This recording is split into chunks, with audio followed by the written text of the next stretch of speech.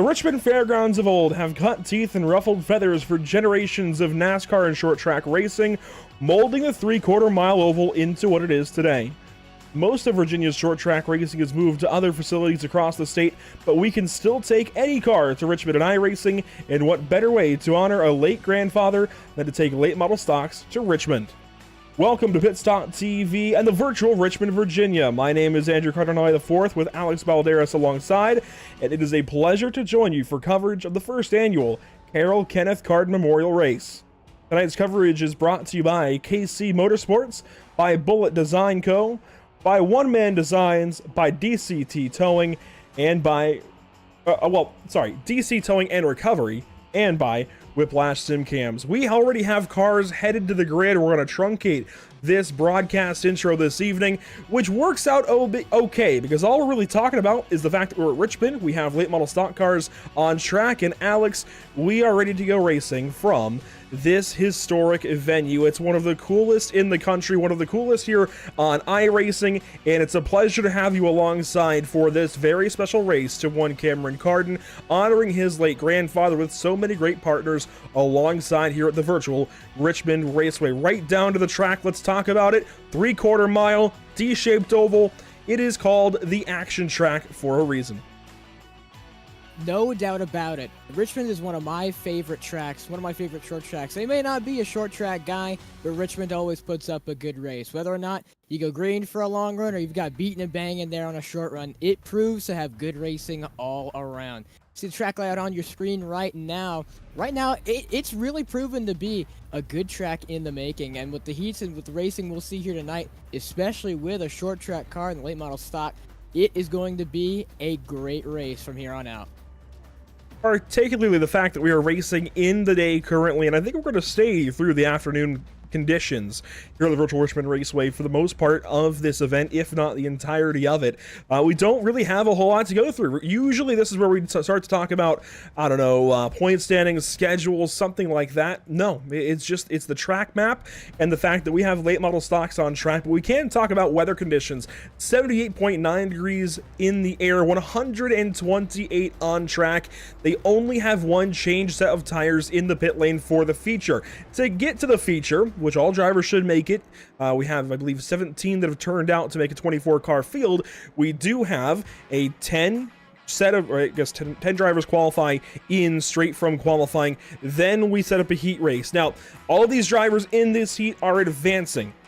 Again, we have a smaller field than initially expected, so we'll still run this 20-lap heat, but then we go racing in that 200-lap feature event where, Alex, these guys have one set of tires. That's a challenge in the middle of the day at Richmond. We've seen it in NASCAR races in years past, especially recently with the NASCAR Cup Series moving back to day racing. It's going to be a challenge for these guys. 128-degree track temp. That's warm. Oh, that's warm, all right. It's a hot one here in Virginia. And you know, there's many people I've talked to from my time on the service, and there's always one line that keeps getting repeated, and it's one slide and you're along for the ride. Keeping the right rear temperature under control and making sure you don't slide the rears, and making sure that your car doesn't get loose on a long run, especially with the managing tire sets that we have. We only have one. It's going to be a long one, both in terms of distance and for the drivers to not, you have to realize you can't just come down pit road and get another set and keep going. You got to make sure that you don't screw it up early in the run. You got to make it last the rest of the race. It's going to be a challenge, that's for sure, as the iRacing.com pace truck leaves our field of 7 for heat number 1. We are about to go racing from the virtual Richmond, Virginia. We are green.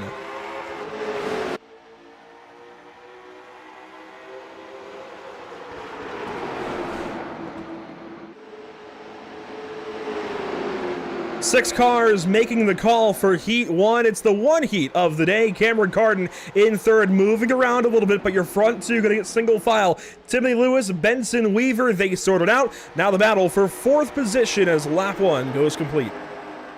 This battle has absolutely been opening up, and it really shows how Richmond is a multi-groove racetrack. You can see they're just fighting side by side, the 14 and the 32. Cameron Carden and Weaver there as well. And you can see these two fighting alongside each other. And that second lane at Richmond being used, almost pushing up to the third. Now, when Gen 4 came here a couple weeks ago for officials, It was really the bottom lane that saved the tires the most. But that second and that top lane, don't count them out, because those can be used as well. And it'll prove to be exciting racing from here on out, as we're going to see multiple lanes being used here at Richmond. On board, Andrew Jones, car number 2. He has fallen back to the end of this field. Again, everybody gets in, but this is a really good kind of training portion almost for these drivers. Able to learn a bit about the tires, able to learn about how they'll start to take heat and go through the wearing process, the graining process that we'll surely see take place, at least virtually, the virtual, I guess, equivalent thereof, because these Hoosiers are under some big stress. A quarter-mile racetrack that's already faster, that's already larger than just about any track that these cars visit in the real world, let alone in sim racing. These cars, these tires being put to the test for 200 laps. It's good to get any data you can from this heat race. Absolutely. This is a preview. Oh, we've got sliding already. Got sliding around there on the back. That was the 14. And you can see there Dustin Mitchell actually in the 6, it says. But, you know, he got loose coming off of turn 2. And like I said, you know, one slide, you're along for the ride. And it's going to be a preview of what the race is going to be like. 20 laps, 1/5 of what we might see for the first run entering the main. And you've got to watch out. This thing is a loose, high horsepower, high downforce race car. And you've got to make sure you keep it in check. And that is an example of what you should be ready to experience there in the main. On board, this is Christopher Hooper, position number 5. You saw Cameron Carden, the red Folgers machine, drop back from 2nd to 4th. So on board now with the car directly behind Cameron. Lap 7 of 20. And already, I think these guys meeting their match almost with these tires. And we've got a set of 10 drivers already in the feature that are kind of watching this and I think taking a lot of notes just how hot the track is. And certainly they had some of these conditions in practice. They're a little bit warmed up to it, literally and figuratively. But you never really learn a whole lot until you're out there actually racing. So these drivers, maybe it helps tighten the gap since they're not going to have to use the same set of tires and the same set or same race car as maybe you would in real life going from a heat race into a feature. Thankfully, they can bolt new tires on, but they might have a leg up just as far as that first 20 laps. I think those top 10, though, they're already advanced. They still, of course, have the advantage heading off into our 200 lapper. Coming up to halfway, is there anything particular you're noticing that you like from these 6?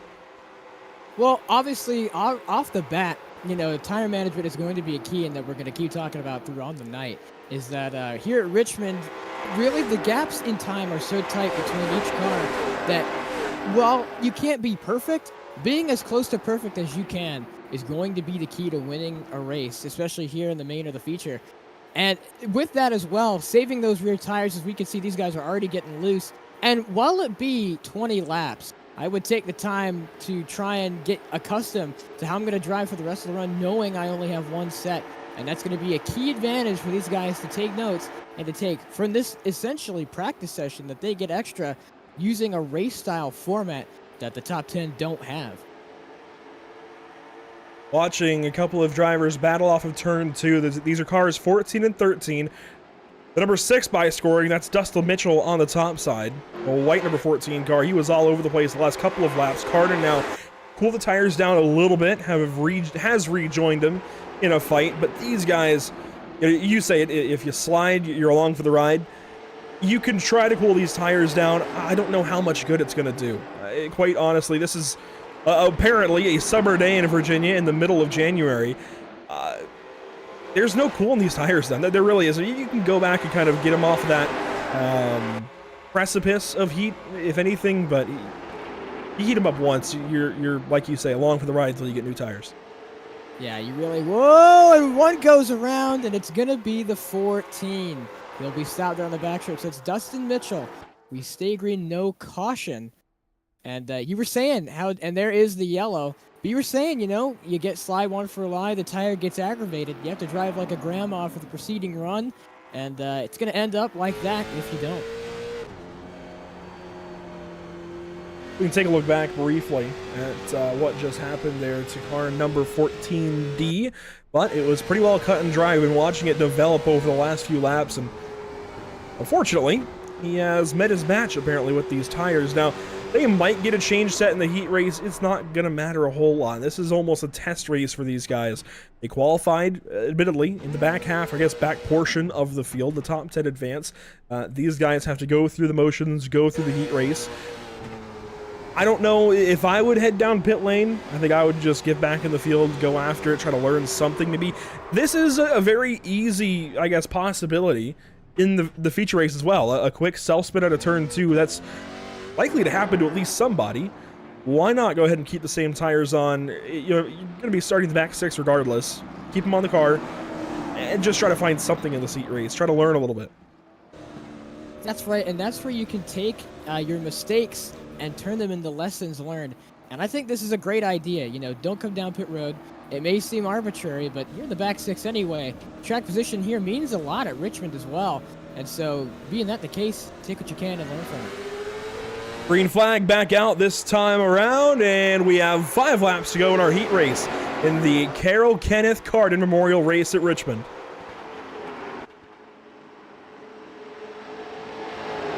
Single file your top 4. Dustin Mitchell back up to 4th position. He gets by Christopher Hooper as the whole field now goes single file into turn number 3. And this is telling us a lot, I think, about how the feature is going to go. These hot temps, sun high in the sky. I think we're going to see a lot of this kind of racing through the entire portion of the day. Being as smooth as you can on the throttle is going to be your best friend. Being as smooth as you can and being as gentle as you can while being fast is a hard skill to master. But in order to come in the victory lane, they're going to have to know to master it. They've got 200 laps to do it and 1 set of tires to recover from an error that they may make. But it's riding on thin lines for them. It's a hot day here in Virginia, and already, with wanting to be a loose race car, high power, high downforce, these guys are going to have to wrangle it around for 100 laps before they seem fit to come down and take a set of tires in the main. So doing this here in the heat is a good lesson to learn for strategies, and therefore coming first in the main. 100 laps or more. I mean, they could go beyond that 100 lap mark and catch a caution, come in a pit later if they can muster up enough strength to take these tires beyond that 100 lap mark. It's going to be tough. 200 laps, 2 sets of tires total. 1 in the pit lane. That's going to be a challenge for sure. But 1 lap to go in our heat race. And Timothy Lewis, he hasn't been on camera much, but he is your race leader since the drop of the green flag. Car 41 has shown that he came to play, and he came to play seriously, taking every single lap of this heat in form. Timothy Lewis will exit turn number 4 and claim the first checkered flag of the day, but he's still got a long ways to go to get the second. And you're absolutely right about that. And, you know, while it may be the case for some people, like myself, I'm not a very good qualifier. I find myself to be much better in the race. And that could be an example of what we could see later on. You know, someone who can't really do a one-lap wonder, but put them on a long run and they may go forward. We've got cars heading back down to the grid. Let's check back in with our weather conditions, see if anything's changed for the better or for the worse. And hey, I think that air temp has actually come up slightly, but the track temp has come down a few degrees. I don't know that it's going to make much difference here, but benefit of the doubt maybe. Hopefully it helps these guys out a little bit with our 17 car grid. Pete Polini did not run in that heat race, but I think technically will qualify into the feature if he chooses to start. He did not choose to start that heat race, so unsure if we'll have Polini in the field. Before we go green flag race and go through our field this afternoon, let's talk about what we have upcoming here at Pit Stop TV. It goes beyond just what we have today. Tuesday evening, I see it's the afternoon. I look outside, the sun is still up, so it's weird. Usually I say evening, but Tuesday evening, as I'm trying to get accustomed to saying afternoon for today. Regardless, Tuesday evening, there we go. We go racing January 16th at Texas Motor Speedway for the Lucky Motorsports Solutions Street Stocks, brought to you by Elevated Performance. A week later, they go off to Five Flags, and later that week, it's the almost regular season finale, if you will, or so it feels like, for the North American Racing League GT3 season number 5 as they head out to Barber. Cars are rolling behind us. Let's take a look through our starting grid. On pole, from qualifying, Dustin Novoa in car number 96. Johnny Evans will start to his outside. Starting 3rd and 4th, Ryan Philbrick, Paul Fry. Paul Fly in the 4th position. Scott Negus and Kenny Zeems will roll off from row number 3. 7th and 8th, it's Trevor Vaden and Jeffrey Clifton. And to round out your top 10, how about Fyodor Dovzenko? That's a new name for me. And Ryan Palmer there from 10th spot. And going on to the rest of the grid, these are the guys we saw in the heat. Timothy Lewis there in the 41, and Cameron Carden there in the 13 as well. These are the guys we saw racing and who had that experience early on in that heat, giving them a little bit of prep time for the race. That is Benson Weaver in the 42, Dustin Mitchell in the 6:14 on the actual track. Kristen Hooper in the 25, Andrew Jones in the number 2. He's 16th on the outside. Right now, they're getting set up for what is going to be a great main from what we saw in the heat. And we're going to bring in Cameron Carden quickly right before we go green flag racing. Cameron, good to bring you in as we're about to go racing for 200 laps in honor of your late grandfather. It is good to be here at the Virtual Richmond Raceway as we turn them loose. Take us to the green. We're green flag racing here at Richmond Raceway for $200.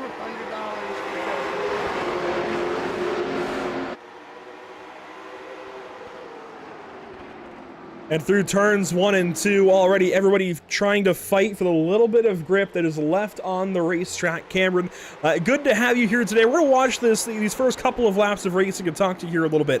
You just went through the heat race. What are these drivers up against ultimately? You know, this track is really, really tough on tires as a heat. You know, I understand we're in the nice hot day here at Richmond, but these guys are going to have to save or, you know, not push as hard for this first little run as they only got one set of tires for this race. It makes it interesting, but, you know, you got to really save, and by the time you hit lap 25, I think you can really just lose on out from there. Now, if you were on the track in this feature race, would you be trying to pit around lap 100? Do you want to go extra? Do you want to go less?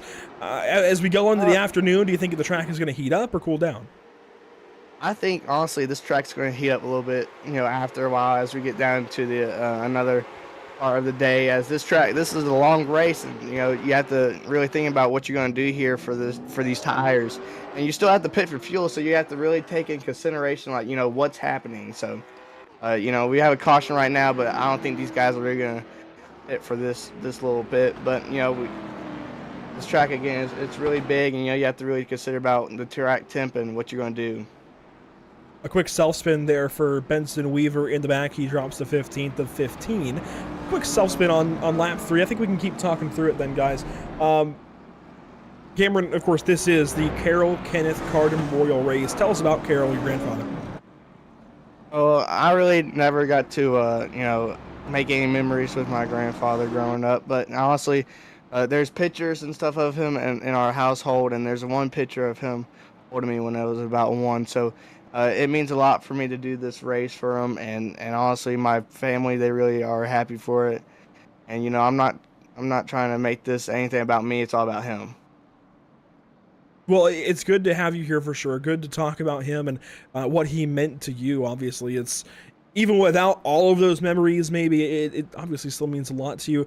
I know you have already some plans to keep doing this, which must mean that this is an important guy in your life, your family's life. What then, I guess, brings you to run this kind of race in memory of him? This is a little bit more than just remembering a grandfather. Yeah, you know, I had this event ran back in the summer of last year in 2023, but it wasn't really meant for anything. It was just to do a hosted race. But this, you know, I remember of him and that photo, and I just can't get that out of my memory for that. And I just wanted to make this race happen for him. And, you know, doing this for next year too in 2025, we have a lot planned. So for next year, we'll do it. We'll be running on January 11th. But on the 10th of that race, we'll actually be running legend cars at Myrtle Beach Speedway, and then the main event that Saturday with late model stocks at Myrtle Beach. Well, Cameron, thanks for talking to us. I'm sure we'll bring you back in before the end of the broadcast. We're going to turn things back over to the drivers, though, on this restart. 5 now, 6 laps complete this time around. Alex into the restart zone. Car number 96, Dustin Noella back on the loud pedal. We go back racing.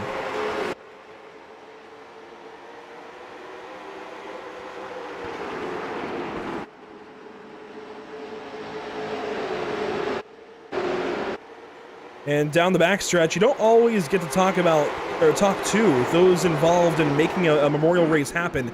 But it's good to talk to Cameron as we get these early laps done with some good battles as well in this race. Remember his late grandfather. I think that's going to be a good day of racing, all things told. They're going to have to manage their tires for sure, but I think we're in for a good one. I think we're in for a great one here, especially with how much those track and tire temperatures are really going to matter, especially late in the run as the tires get worn. They're going to get heated up from scrubbing and, finding for the different lanes of grip and fighting with other people. You've got to really know as a driver when to push and when it really matters to try and go for the win and as fast as you can. And right now, you would try and just have to set and, get settled into the run. You've still got 190 laps left to fight this racetrack and the other drivers racing around it, all going for the same thing.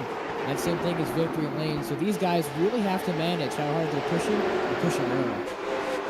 And frankly, to put it very, very simple, I've been to and I've directed broadcasts for Cars Tour races that have gone about this amount of laps in this kind of heat with this many sets of tires. It can be done. Granted, that's a whole different ball game. You're talking about doing it in real late model stocks at a racetrack like, I don't know, Orange County Speedway or maybe the nearby Dominion Speedway in Spotsylvania, Virginia. It's a very different story at some of those racetracks. They're smaller. Maybe they put a little bit less load on the tire because you're not going as fast. But it can be done in these cars in particular. 200 laps here. Still a long ways to go. Only one set of tires. It's going to be a challenge, but it can be done. That said, those drivers in the real Cars Tour, how do they do it, Alex? Well, they go slow until they really need to, especially that opening set of tires. They're going to try and use those as long as possible. They're going to go slow. They're going to give it some time. And there's one driver in particular that I look at right now that has fallen back a bit from where I would expect him to be and where he started. Ken Zeems of Zeems Setup Shop. He's back in 10th after starting and qualifying in the 6th position. Clearly, he has got an agenda to save these tires. And while he's got Dustin Navoa from Zeems Setup Shop way out leading this race, Ken is sitting back and saving that Hoosier rubber. Absolutely. And that's going to be his game plan for the rest of the run, it seems like, because he's still got about 100 laps left if he really wants to get an advantage with those late set that he has waiting for him in pit road. And that's something we're going to have to see later on, and let's see who can not only save their tires better, but who has a better game plan knowing that they only have one chance to get freshies. And right after they pit, if they spin or if they get loose, they could ruin that whole new set in just one mistake. So, while there isn't a thing as being perfect, being as close to it as you can is really going to carry these guys far. A little further up, a couple of battles developing. Here is car number 69, Fyodor Dovzhenko. That is a fun name to say once you get it right, or at least close to right. Once you can get your head around it, I suppose. That is a very fun name, and I have to imagine of, I guess, Eastern European descent. I'm not sure. I guess in this case, Western Asia would be probably Russia. That area. That is a fun name. Dovzhenko. You don't come across that much in American motorsport, but he's working really nice through this field. He's actually into the 8th position, working on Timothy Lewis, our heat race winner. Now, he's up one spot, but obviously the 41 had to go past him, so I think the 41's on the move. But if Fyodor could kind of manage his expectations here through this opening run, he could go back up and get that 41 car before too long. And you're seeing stuff develop up front as Johnny Evans runs down our race leader, and they start to battle for 3rd behind him. And that's one thing that Richmond has great to offer, is that always around the track there's going to be at least one battle. Someone coming up on someone slower on a different strategy throughout, and it's going to really prove who has a better mindset throughout this race and who's using the skills that they learned from practice for qualifying and who's using what's given to them. Knowing that they only have one set, being that they have to come down at least one time, and what that difference being between these guys and the difference of strategy, and who overall is just faster as well. Coming into play here is that they've still got about 100 laps left before, we really might see anyone thinking about coming down pit road to take a set. And right now, these guys probably realizing now that just sitting and making sure that those tires go the distance is probably the game plan. But even deep down, everyone knows that if you get a spot, it's going to boost your morale a little bit going on throughout the rest of the race. Everybody wants to make passes. Everybody wants to run as highly as they can. At the same time, there's a matter of discipline there, and it's difficult. It's kind of like in dirt racing, the discipline to not get too much on the throttle, not to put down too much throttle through the slick. That'll definitely come in useful at the Chili Bowl tonight, but right now a bump and run from Philbrick to Fly. That's for third position. Philbrick not going to take the spot away just yet. But this 06, we were just on board with him, following in behind the 94 car of Paul Fly. These guys are getting closer and closer and closer as the laps run on. Fly started fourth, currently third. Philbrick, meanwhile, started third, currently fourth. They swapped spots in the start, and Philbrick wants to switch them back. And, you know, I'm more of an aggressive driver when it comes to things, and I don't know if I agree with that move this early on. You know, they've still got 10 times the amount of laps to go. You know, they've only done 22, and they've still got a long way to go. So being this aggressive and going on this early while we do have a smaller field, that just means that they have more of an opportunity to cut through less people to get back to you if you make them upset. And we have tempers already. Goes around on the front stretch. Caution is out, and we've got trouble on lap 23. It was heating up in the booth, too. I went to take a drink of water, and Jeffrey Clifton drove through the left rear there of Ryan Philbrick on the front stretch, and I think that was just a matter of happenstance. I doubt anything there was intentional, that's for sure, but some racing contact, regardless, there out of turn 4, and Philbrick is the wrong way around. Now, Clifton in the number 0, he looks like he doesn't have a scratch on him, but there is a big-time accordion checkup on the front stretch, a big rubberneck, as everybody tried to check up for things. We'll go back and take a look at what just happened between 4th and 5th positions. And, you know, to me, it seems like that, you know, rubbing is a part of racing, and these guys are sure cutting it close, you know, pinching down especially. I just think, and it doesn't help that he also blinks. And so he is running lower. He's not by the wall. And looking back at it, I don't really think it's tempers. I think it's just miscommunication. But at this stage in the race, you know, this early on, you don't want to make people upset. And I would take my time, you know, for if I was involved in that, and apologize for the incident. And hopefully not make any enemies going on, as we've still got a lot of time. And yeah, I think he just wasn't running as close to the wall as the 0 expected. And blinking out especially doesn't help. And there he finds himself turned around on the front stretch. Oh, and he almost hits him. A couple of close calls there, missing that spin. But if we go back, and this is even a lap prior, Philbrick was a little further off the wall. I think he's got a line that he was preferring to run, and maybe it was to keep the left front in the mirror of the 94 car of Fly. But if you're Clifton, you're not thinking about that. Maybe it's good to make a mental note if you can, but you're not thinking about it. You're trying to figure out how to pass the guy. So you drop down to the yellow line there in 3 and 4. That's what Clifton does, and out of the corner, there's the blink. Philbrick goes back to his usual line. Clifton, again, not thinking about it, even after the fact there was some netcode. Quite frankly, that's just racing. Yeah, while you can try and pin the blame this early on, there's no reason to really be upset at each other, you know, knowing how much of a race distance you still have left to cover. And I think that's just purely a racing incident. It comes down to just short track racing, close quarters, you know, these guys rubbing tight, and the managing. You really, on that second lane at Richmond, you do have to pitch the bottom to try and give the guy below you a shallower exit off the corner, and that guy above you really trying to maximize as much as you can gain. And that's just what it comes down to. You know, racing hard and racing tough, and mistakes happen. You know, we've seen them all. We've seen them throughout in the heats as well, and we've seen it now in the main. And it's something for every driver to look back and kind of reflect on. You know, what can I learn from here on out? What can I improve on to do better in the main from here on out? 27 laps complete of 200. Long ways to go. Gonna fall back to that race details graphic. We've been talking about it a whole lot, and you know what? I'm even gonna circle it because it's that important. The fact that we have one change set of tires. And draw arrows. More and more arrows. We're emphasizing this. We're gonna keep talking about it all day long. One change set of tires for 200 laps. I do not envy any one of these 15 drivers on the racetrack. That's a challenge. I don't even know where to begin of how to coach these drivers through it even.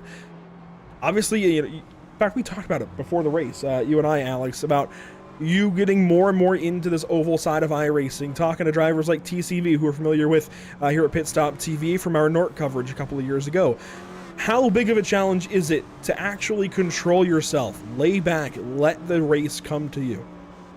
It's really difficult. Patience is a very hard thing to master. And, you know, going into this, I've been doing oval now for a couple of years and, you know, slowly starting to get better. And it's a challenge to go up through the ranks and to realize, you know, when it's time to go for it all and when it's time to just realize, hey, I've still got a lot of road left to run.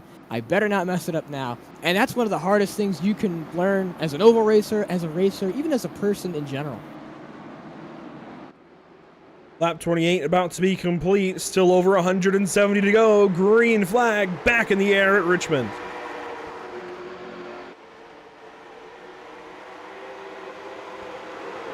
Two, three wide in a couple of spots as everybody tries to find the line they want.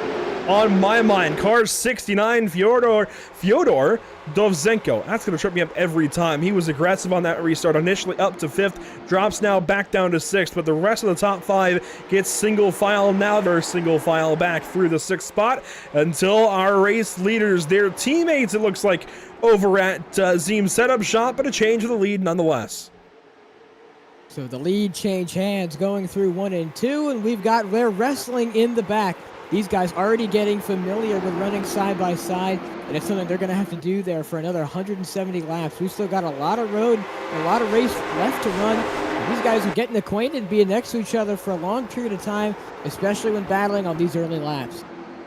Big slide the last lap. Big slide there for the 41 of Timothy Lewis. He's sliding the rear end around, getting these spots, but he is up to 4th. He started 11th. He's our hard charger so far, and clearly making some big-time moves in this field. Further back, Scott Negus losing time on the top side. That's the 55 car on the paint scheme, and Fyodor Dovzhenko goes back up the inside, and Kenny Zeems starts to come alive later in this race.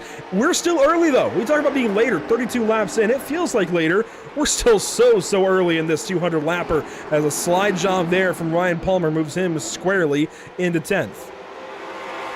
Yeah, you were saying how it seems like it's later, but we barely dipped our toes in the pond in this one. We've still got a lot of race left to go. We've got a lot of action coming up now. And these guys really now, you know, after that first run, the caution gives them a chance to cool down their tires, make them, you know, less angry. As people like to say, you know, as you get loose, the tire gets hot, doesn't want to grip the road as much, gets overheated. It also starts to grain, as you were mentioning that earlier. But it gives an opportunity for these guys to really kind of take a break, set back, and give a bigger picture on this one as Zero starts to make moves after being in a little bit of contact from that last caution, slides through 2. And he's going to have to be careful. You know, you get a couple slides, but after too many, you know, like I said, one slide, you're along for the ride. Working through the field, Dustin Mitchell. He's one of our heat racers. He started from the 14th position. He's up into the 8th spot, was briefly 7th, so he's made about 6 spots up at the moment. Was 7 at one point. He's moving up as well, just like Timothy Lewis. Those two are on the move big time, and the 41 car now has company once again from Dovzhenko. That 69 will not go away.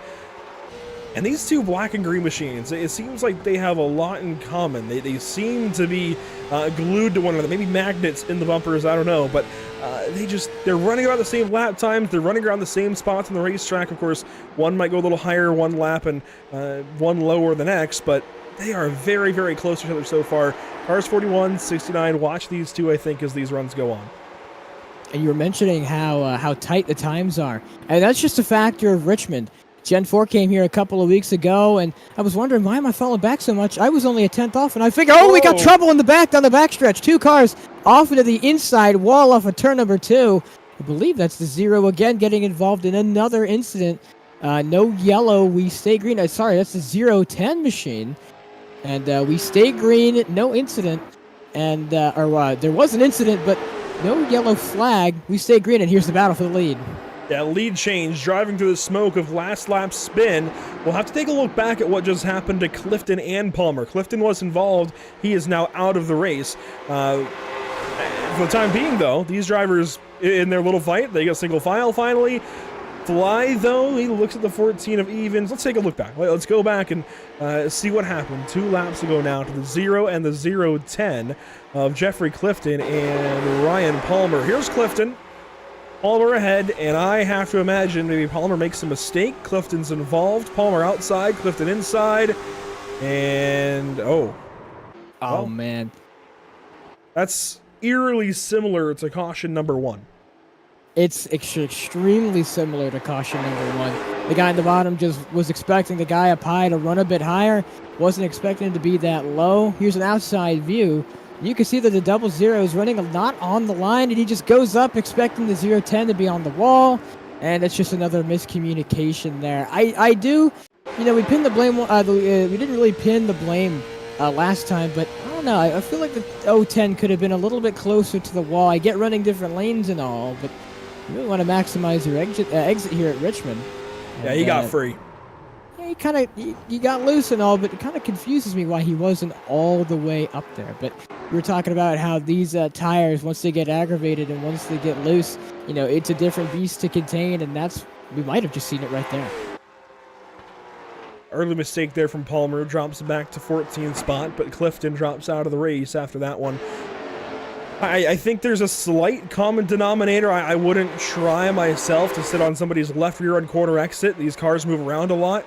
But at the same time, that incident, I think, undoubtedly on Ryan Palmer, he was a little bit lower on the racetrack than. I mean, look at these. The rest of these guys are hitting the wall on exit because they're keeping that wheel as open as possible to try and track out, and then turning the car a little bit if they have to. He got loose doing it. It happens. It's racing. Just hate that for the 0 car of Clifton. Now we watch. This is Lewis, Dovzenko, and Zeems back in the 6th spot. Yeah, and you were saying how these guys are really using up all the track, and that's just something you got to do here at Richmond. If you're on the second lane, while it is and can be fast, you really got to pinch the guy on the bottom. Make the guy on the bottom get a shallower exit, try and use as much track as possible, and that's how you exceed here. And that's just the nature of Richmond. Close quarters racing on a longer track. It is about 0.75 to 0.78 miles. Not really in terms of the realm of the half mile or quarter mile short track we're used to seeing. But definitely does put up exciting racing. And we're seeing it now as they might go 3 wide down the front stretch. And they are. Big block there from Dovzenko trying to get right down to the door of Kenny Zeems. They go 3 wide and Dovzenko will back out. Lewis up top. He doesn't. He just kind of naturally falls back, being on the top lane. Now they're side by side behind Kenny Zeems, but he moves up into the 4th spot as 2nd and 3rd start to go at it. That is Johnny Evans up top, Paul Fly underneath. They stay side by side for the 2nd position. These side-by-side battles are something you can expect to see at Richmond. There's always going to be a battle around somewhere on track, and it's going to be a test of the two to see who's faster, but who wants to push more. You see the 14 there get slide and already blocks going down to the bottom. Aggressive cut down there, really showing them that I want to stay in front right now. But again, it's a short track. They can use the bumpers, and if the 14's fed up, you might as well give them a little tap, say, hey, I just want you to know I wasn't very happy with what you pulled on me just there a second ago, and I want to get past you. And we might see it throughout this race if we still got about 150 laps to go. And that's not the only bunch racing. Here is briefly Trevor Vaden passing Christopher Hooper. And look at this. Negus now to the inside of Timothy Lewis, the 41, who was our heat race winner. There are battles, 3 or 4 battles across this racetrack, heating up, getting warm, literally. I'm going to use that joke a couple of times. Literally and figuratively, including back for 2nd spot, allowing Dustin Navoa to drive away. Yeah, Dustin has been on absolute rails here, and he's pretty much clear of the field. Another thing that happens, when racing at a short track, with how much battling there is in the mid and lower side of the pack, the leader can kind of just go away. But if the battle determines one way and swings another, and that driver who won it is really truly faster, the leader might have to worry, because if he's running faster lap times than the leader can't just go on cruise control anymore. He has to worry about who's behind him. Well, it's not most recent lap times, but as far as best lap times, look across the field on the ticker. Dustin Navoa at a 23.16. Johnny Evans a 23.18. There is nobody else even close. In 3rd place, Paul Fly, around out of turn number 2. What a way to begin the 2nd quarter of our 200-lap race in honor of Carrol Kenneth Carden. That is not how that 94 car should have exited turn 2, I'd say. But again, I go back to the best lap across the field. I mean, it is staggering just how spread out the times are from the top two to the rest of the field. You know, you were mentioning that's not how he should have exited. I don't think any car should be backwards coming out of a corner. But he finds himself spun around, and he'll get it organized again as we're going to get an instant replay here. And to me, it just looked like he was battling hard, may have gotten into his head that he wanted to push a little further, and the car may have not just wanted to give it to him, you know? It's tricky conditions here, super hot track, and hot track temps, hot tires. And, you know, we were saying how you got to control the right rear, make sure you don't get too aggro with it. And just off of turn 4, he is backwards and around, little tap to the inside wall, but it looks like no damage. And he'll be able to continue on, but just a little bit too aggressive coming off the corner. Yeah, it could have been a lot worse than the 94 car. You see a little bit of left rear damage initially render. It goes back away, just got free. It goes for a spin, and thankfully was able to be dispatched from the racing line quickly enough that everybody else went on by. No issue, no contact or anything like that. He is now in the pit lane, and he's taking left side tires. Now, this is definitely an option these drivers can go for, taking left sides now. And I think Palmer may have just done the same. Benson Weaver might have as well. Taking these left sides very well could help you in the short term, but then you're pushing left sides for 150 laps, just come back in for right sides at some point. It's an interesting idea, and we can see who else might have done that. Let's caution. And that is true. And, you know, I could see that as well, the 0-10. Taking, if he's taken 4 on lap 54, he is, and I gotta wonder, taking him this early, I know he was involved in a couple of incidents, but you've got to think, he's now got to go 150 laps on one set. And that's what you really wanted to do on that first set. You want to go pretty much as long as possible until it doesn't seem, you know, viable to keep going that long. And we see, you know, a couple more people down pit road, the 42 of Benson Weaver. And, you know, it's interesting to me that they're pitting this early because, as for me, if I was on track, I'd want to go as long as possible because, as we've seen, these tires do like to degrade. These Hoosiers don't really last for that long, so as a driver, you got to make them last. You got to trug through it. You got one set for 200 laps. You might as well try and go the maximum distance you can on one set to really have that second set be your kind of burners. You know, you want to go as hard as you can for that last stint. And, you know, having that one set of tires, that last set's going to really be the importance. And 150 laps on one set isn't going to do him well. So I got to wonder how he drives the rest of this race. Benson Weaver came in solely for damage repairs, and you're right on money there with Ryan Palmer. That is way too early. I don't know if he doesn't plan on running the whole race or what's going on for the 0-10, but that is way, way too early.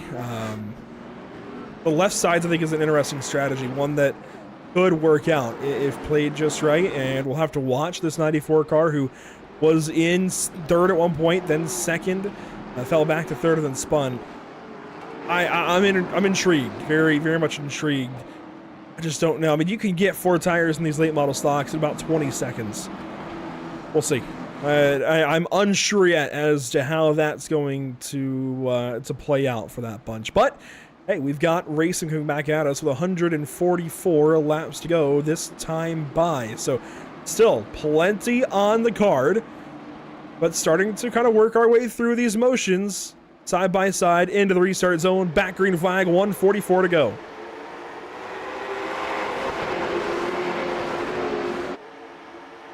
And our race leaders now being joined by their setup shop owner, Kenny Zeems, into the top 3. Makes a quick move there to get clear of Fyodor Dovzhenko and car 90 into the top 3. That's a big time pass there, I feel like. Yeah, absolutely. You know, we were talking about earlier how track position sure does mean a lot here at Richmond, and it's not going to let it stand. Dovzhensko's going to go down to the bottom. Or, no, sorry, Dovzhensko. I got to get his name right. I haven't said it all stream. And it's going to be a battle, but he makes the move back past him. And aggressive goes around. The 55 around in turn 2 does hit the wall. The caution is back out again. Well, that is not what he wanted, and he's got big-time damage. This is going to be repairs, if not... I don't know if these drivers have a fast repair in the race or not, but that might be what that is. Oh, my. My God. That is a whole lot of left rear damage. Wow. I didn't think he would have hit that hard. It didn't look like that hard of a hit, I was going to say.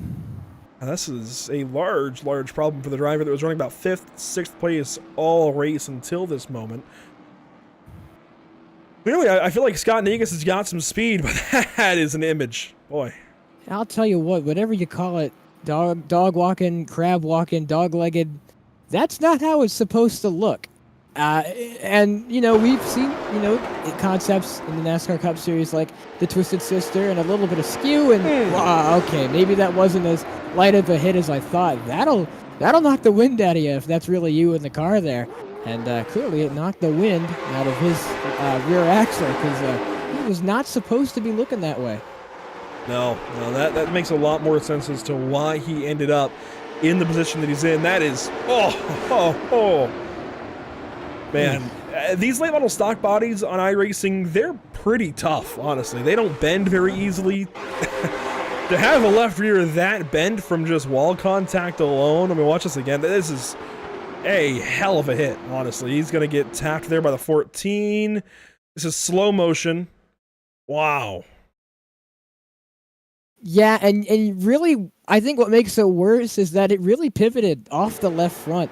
It didn't really compress and absorb a lot of that speed. It was almost like a top. Once it hit that left front on the front bumper, it just swung him around, and main contact there being with the left rear, and that knocked his rear axle out of place.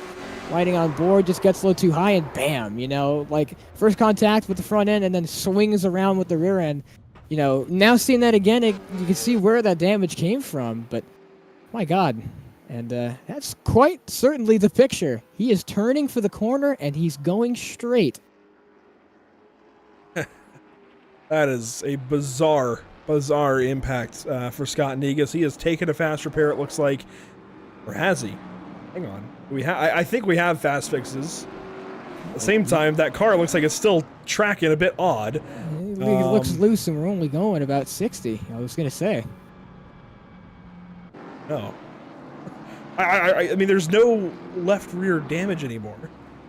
But it still does not look like it's going exactly straight for some reason. I mean, I'll tell you what. What was it? I've only been a NASCAR fan for a couple of years now, but I like to do my research when getting into a new subject. Was it Sam Hornish there for the All-Star race? He had a lot of skew, but he was fast. Maybe this could help him down the road. You never know. We're gonna watch this replay down to the pit lane, and the restart's gonna happen quick, so we are gonna have to jump right out of this in a moment. I want to see if it's like an instant kind of repair for him. Yeah, okay, that's a fast fix.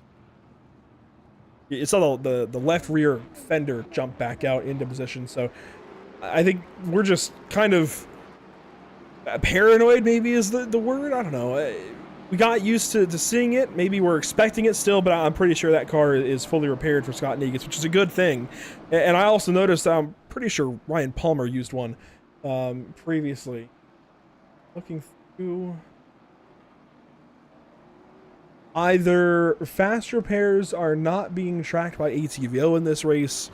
Maybe they're unlimited, maybe it's 0, but I'm pretty sure that was a fast fix. We'll find out at some point as we get ready to go back green flag racing into the Geico restart zone. We will go one more time at the very least.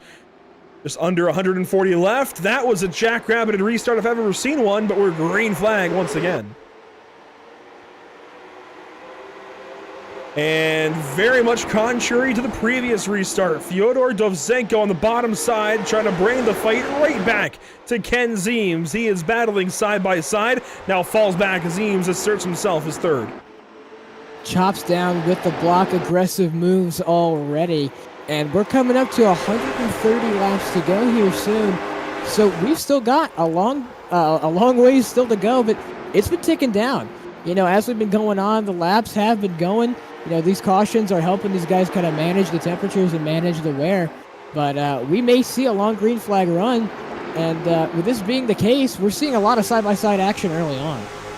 You see there, 4 cautions, 18 laps as these two get real close. Paul Fly, Dustin Mitchell, and Dustin Navoa clearly not held up by the tires at all. He goes fastest at a 23.084. That is a big lap from him. Now on the right side of your ticker, you'll see position gain and loss for these drivers. And particularly for Fly, he's lost 4. That is a big number for him in the wrong direction. He's trying to get those back. And, you know, with him going fastest now, it really just proves to him how his competition is starting to get to him now. No more cruise control for our leader, Dustin Navoa. He's got competition. And Evans behind him there in the 14. And he's really putting it up to him right now, getting right underneath his left rear, and he's looking for a pass in turn 1. Now the whole Zeems bunch starting to move to the front of this field. Clearly they feel like they can go about 50 laps with pressured tires, but with the 50 laps easy on them beforehand, I mean, it's still going to be tough. Regardless, they're moving forward. These 3 now up in the front, Navoa, Evans, and Zeems. I think there's 1 or 2 more with those decals on their cars throughout the field, but clearly they feel like they want to run now. You're absolutely right. These guys have been really kind of saving their stuff throughout this whole run, and they're giving us a picture of what the later run in the race could look like, because they know that pit stops are coming up soon here in the next 40 or so laps. So they're not too worried about saving anymore, but they've still got 40 laps left to go. And let me tell you, driving a loose race car for 40 laps, if it's really starting to get uncontrollable, is not a fun time. I'm like anyone else who likes a loose race car, but it's slinging around on you anytime you're thinking about getting on the gas. Sure is going to wear you down as the run goes on. But these guys already getting aggressive on lap 70. You know what I'm starting to notice throughout the field is it seems like the field is tightening up. And I mean, Mitchell, he's got the right front damage. Maybe corroborate with that story. As these tires wear off, I believe, now I haven't run much late model stock racing lately, but I believe on iRacing at least, as these tires burn off, they're going to tighten up. You're still going to get loose at a turn 2 like we're seeing. That's just classic Richmond. These guys are putting so much wheel into the car exiting turn 2. It comes off the banking, it wants to jerk around. But for the most part, I think the field has really snugged up a bunch. Even Lewis has been in the wall recently. You see that right front damage? He's going to get sent off into turn 1.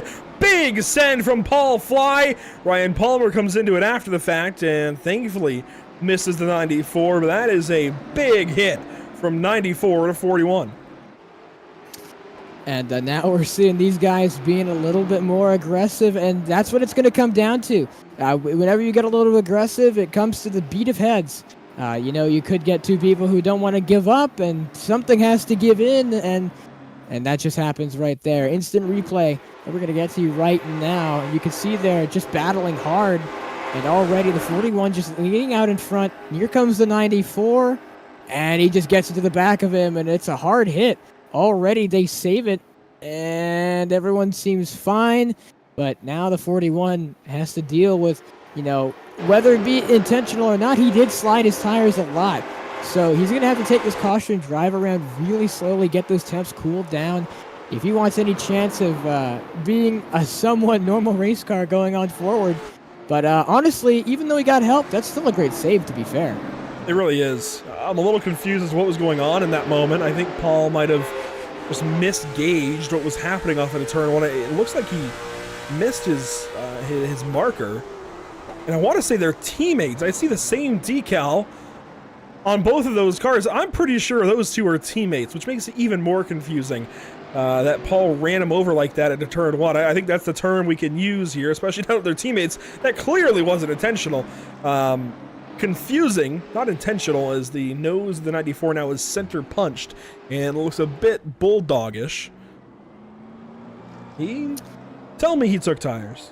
I mean, if he did, I guess maybe he could be fine now, but I don't know. You still got over 100 laps left to run, and I don't know. Even though he's been, you know, in multiple incidents, I'd say you still got to truck it out. It's really going to matter there late in the run, and I don't really get taking tires still this kind of early. I know the pit window kind of opens in a few, but I don't know. Think to me it still doesn't feel. I don't feel ready. I think we were miscommunicated something somewhere, because there's no way that left side should have gone back on Jax if he took left sides earlier and they have 1 set. Huh. I wonder if they have 2 sets.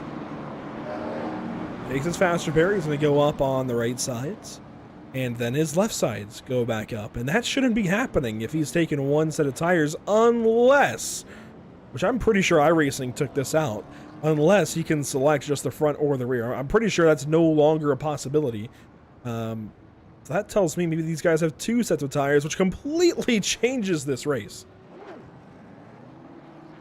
Yeah, I mean, if they're on, if they have two sets, you might as well pit now. Because if it was one set, I was thinking it's too early. But now you can almost split the race into almost thirds. And I would say if you have two sets, well, go on and pit now. I don't know why you wouldn't. But it's interesting to me, though, that these leaders are still going out, but I think I know what they're doing. You know, you've got track position. You've got the lead. You know you're fast. You have an extra two sets. I think now, at this point, we have to realize I think we have two sets. And with that being said, make the first one last as long as possible. Use this as your Thrasher set. Get as many miles as you can under this. And you've got two freebies next. You know, you've got two freebie sets you can use. Say a green-white checkered comes out, late race caution. You could pit and take new tires, and if there's enough time, you could maybe cut through the field. Paul Fly was not the only car to pit that lap. Scott Negus and Timothy Lewis also visited the pit lane, and Fly and Lewis, I think they might have just left the race. Well, we're going to go green flag anyways. Now down to 12 cars very suddenly. It seems like two drivers disconnecting, coming to the green flag, but we have got 123 to go.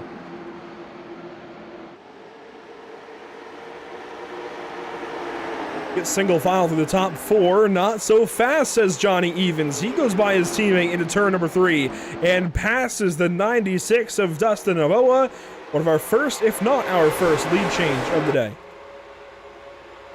Well, I think we had some lead changes early on, but as the race started to get, settled in at about lap 10, I think we saw the last one there, and now we've seen another. We saw another lead change now. Novoa now slotting in just behind Evans here. And, it's interesting. He's had pretty much the whole race in clean air, and now he's got someone in front of him. Dirty air doesn't mean a whole lot at short tracks, but you also got to remember this is Richmond.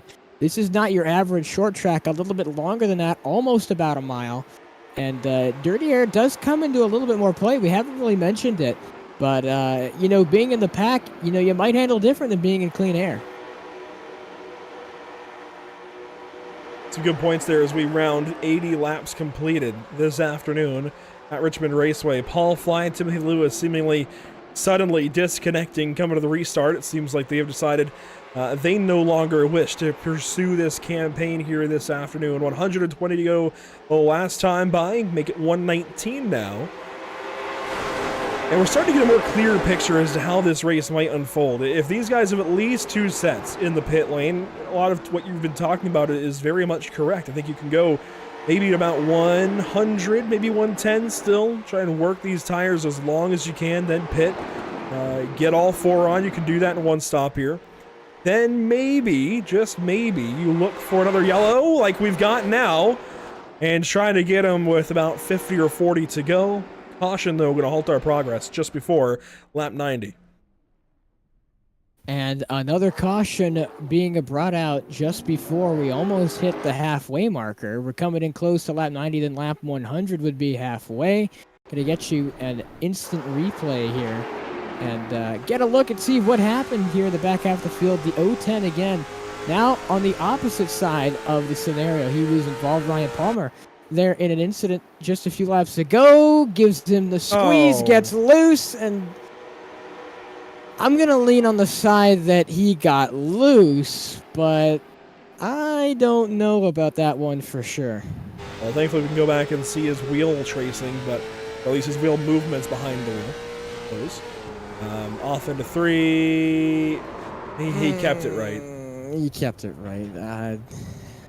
Shame.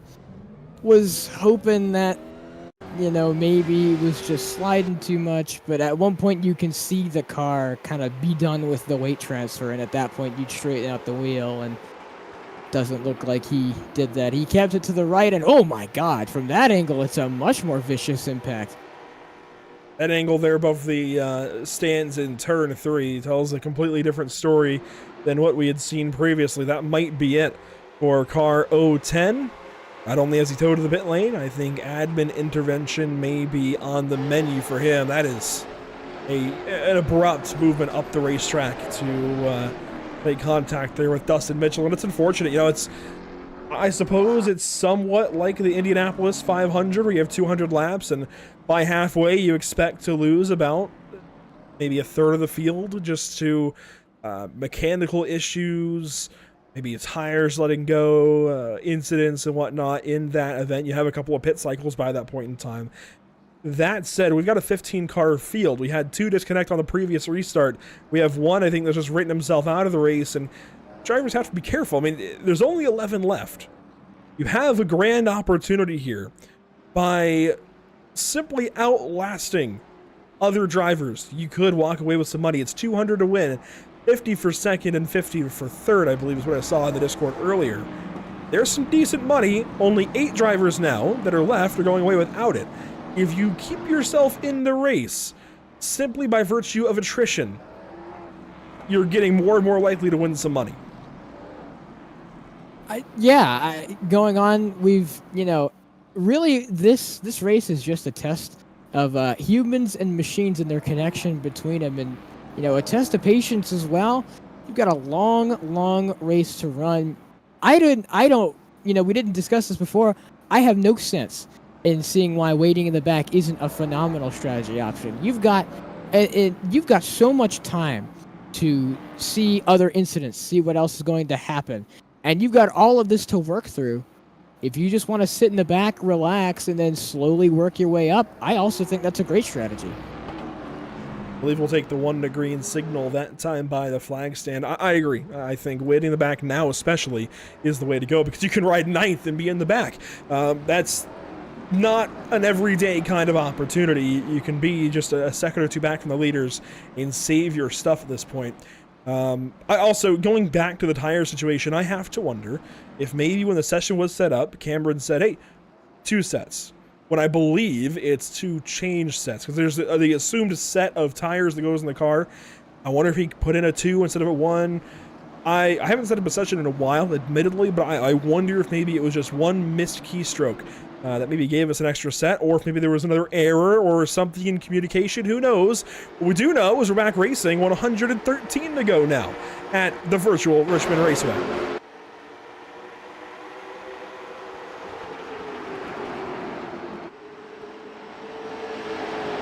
Up through the gears, up to speed now, down the backstretch into turn number 3, single file. Sans Scott Negus. He was moving to the inside there of Christopher Hooper, and he moves to 25 behind him now. Maybe we'll have him clear by turn 1, trying to get that 25 clear, and now he is. Just getting clear now, and there's still multiple battles going on track 42. Swings up high and barely tapped, or I wouldn't say barely. He kind of hits the wall there, and he's going to go down the track. And this is a battle going on throughout the rest of the field. Here's the 55 and the 25 going at it there. The 55 we saw he was the one who was crabbing earlier, I believe. He was looking the wrong direction now, but he's looking more straight, and he's looking down throughout the rest of the race. And these guys really, have been using all the track that they can, even if that means tapping the wall off of turn 2. And you can do that a few times in the late model stock. Even the real thing, you can get the wall a couple of times and be okay.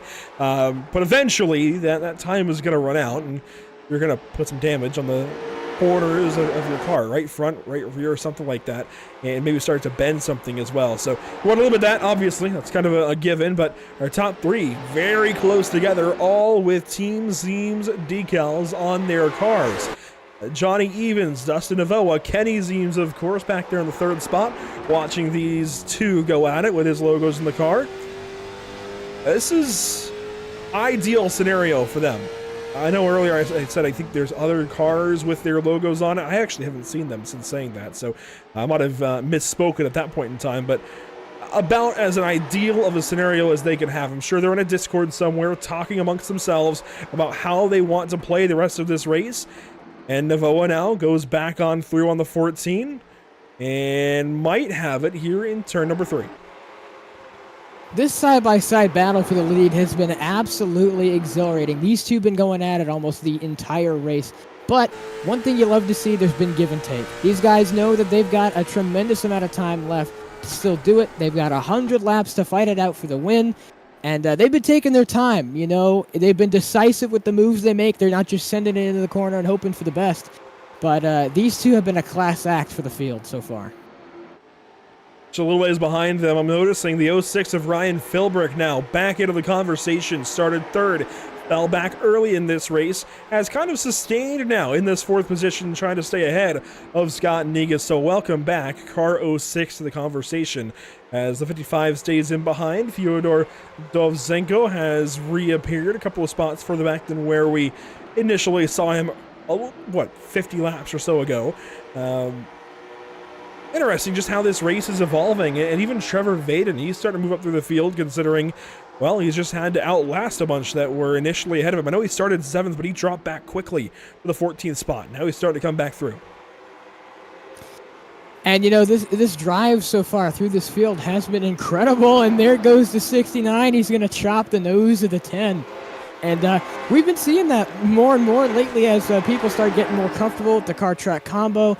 And that's something we didn't really talk about early on, is that, you know, you have all this time to learn the car-track combo. And even if you're not that fast, if you can get comfortable, if you can get in the groove, and if you can avoid mistakes as much as possible, you'll make the distance, and you'll probably gain more in the end just by being consistent.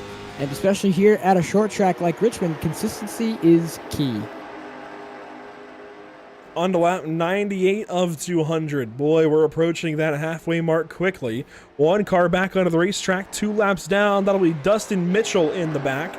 Looks like he might have come in for his halfway or so pit stop. I'm surprised by that, but on to lap 99 we'll go as the 14 of Evans starts to struggle. He goes all the way down the front stretch. That's not usually the way to go here at Richmond. Lap 99 here in a moment. It'll be lap 100, and we'll be halfway through the inaugural Carrol Kenneth Carden. I have to get myself through that. Carrol Kenneth Carden. Carrol Kenneth Carden. Carrol Kenneth Carden Memorial Race.